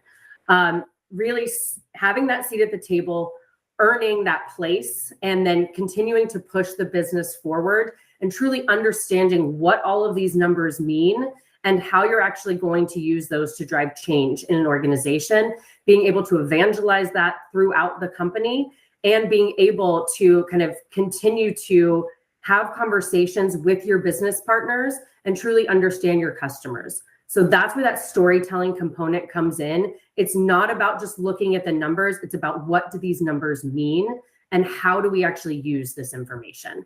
And that's actually what really creates a healthy marketing analytics organization. Thank you so much. I have a gigantic smile on my face because everything that you're talking about is really resonating back to our first session with Shauna today, talking about testing and iterating, talking about, we spent a little time discussing organizational change. And what we find for customers who can accelerate their digital transformations is analytics typically sits at the center of that. And so we're seeing more organizations like yourselves adopting analytics and having a seat at the table. And so, you know, the more we can see this from advertisers, the better off you're going to be in understanding, obviously, your customer journey, what narratives that you need to tell them, where your customers are. And I think this is a really great way to cap off the afternoon. So Michelle and Sam, thank you so much. I got a lot out of your session, and I hope everyone else did as well. And so with that, I just want to go into really quickly just some closing remarks. This has been a fantastic day with a lot of learning. I've been at this for almost 2 decades now, and I just learned a ton of things today. And so, you know, we heard from our first keynote speaker from Shauna about the state of finance and digital marketing. And what I think we learned from her is that modern consumers have more choice and control than ever before, and they really do expect personalized content from brands that they love and trust. And as marketers, we need to respond and renew that trust. And status quo thinking is really a lack of thinking, right? Don't be afraid to connect, to innovate, to experiment, to reach out to other colleagues in your community to see what they're doing. And then we heard from Ben Fisher and Tyler Blatt about how finance and insurance organizations should be utilizing server-side Google Tag Manager this year, and really considering using server-side tag management to limit the nesting and processing that slows down pages and ultimately increasing site performance and your SEO scores. And then we heard from Dan and Brad and Michelle on their panel about Web3 and DeFi. I personally learned a lot from that today. It's exciting. I think this is a forefront of where advertising is expanding into. And it's really important, we heard from them, to engage in engaging your digital community in a physical world. and by curating events and experiences with the goal of coming away with additional knowledge and new relationships. And content analysis is really important, and education around content makes all the difference, right? There has to be some incentive models, and the bread and butter of cryptocurrency rewards for customers, which are access to events and subscriptions and tools, provides a stickiness to your platform and a connection to your brand, more than just trying to blanket them with standard advertising. And then we heard, again, there's been a lot of talk in our industry about Google Analytics 4. I'm personally excited about where this is headed and how that impacts finance and insurance organization. And we heard from Melanie and Federico that the marketing data landscape is definitely evolving as a result of a lot of these regulatory and technical changes, as well as shifts in user preferences towards increased privacy. And right, obviously, these are going to result with the death of the third-party cookie and fragmented user journeys. That's going to produce a loss of user data and affect personalized targeting, retargeting, and attribution. And we spend an enormous amount of time with our own advertisers talking about how to use GA4 as a solution to meet these new challenges. And GA4 helps address those through its event-based data model and its real privacy-centric focus. So our hats off to Google, as well as offering additional machine learning and AI capabilities. And then we heard from Lucas about privacy-centric marketing and that environment and some of the challenges that it's posing on data access and activation. And I really love the idea of what he said, and we are seeing some of our own clients do this really well, is that they're viewing it, and more advertisers we're seeing are viewing it as a competitive advantage there for the taking, right? Learning how to make sure that their users understand that their data is protected and have choice around that. And then finally, again, Sam and Michelle, really well done. You know, not your grandma's marketing analytics. Really great session, right? And you talked about the idea of, as you go back, and this is for our audience too, as you go back into your own organizations, this idea that digital analytics and marketing are really becoming that core part of delivering value to your customers. And that the team really does need to align to the company goals around strategic leadership, analysts with marketing knowledge. I think it's kind of hard to find those people, but when you do, it really magic happens, right? And that combination with data engineering and data science. So as you go back and process this with your own teams, you know, the InfoTrust family is here, and we're available to help you think through some of these things. We really appreciate everyone's time today. And again, I think this has been a really exciting and insightful summit. So now that we've had all this fun, let's get to the even more fun part of this, which I know that you've all been waiting for this moment. So it's time to give away a Peloton Live. And without further ado, let's go ahead and spin the wheel. Who is it going to be?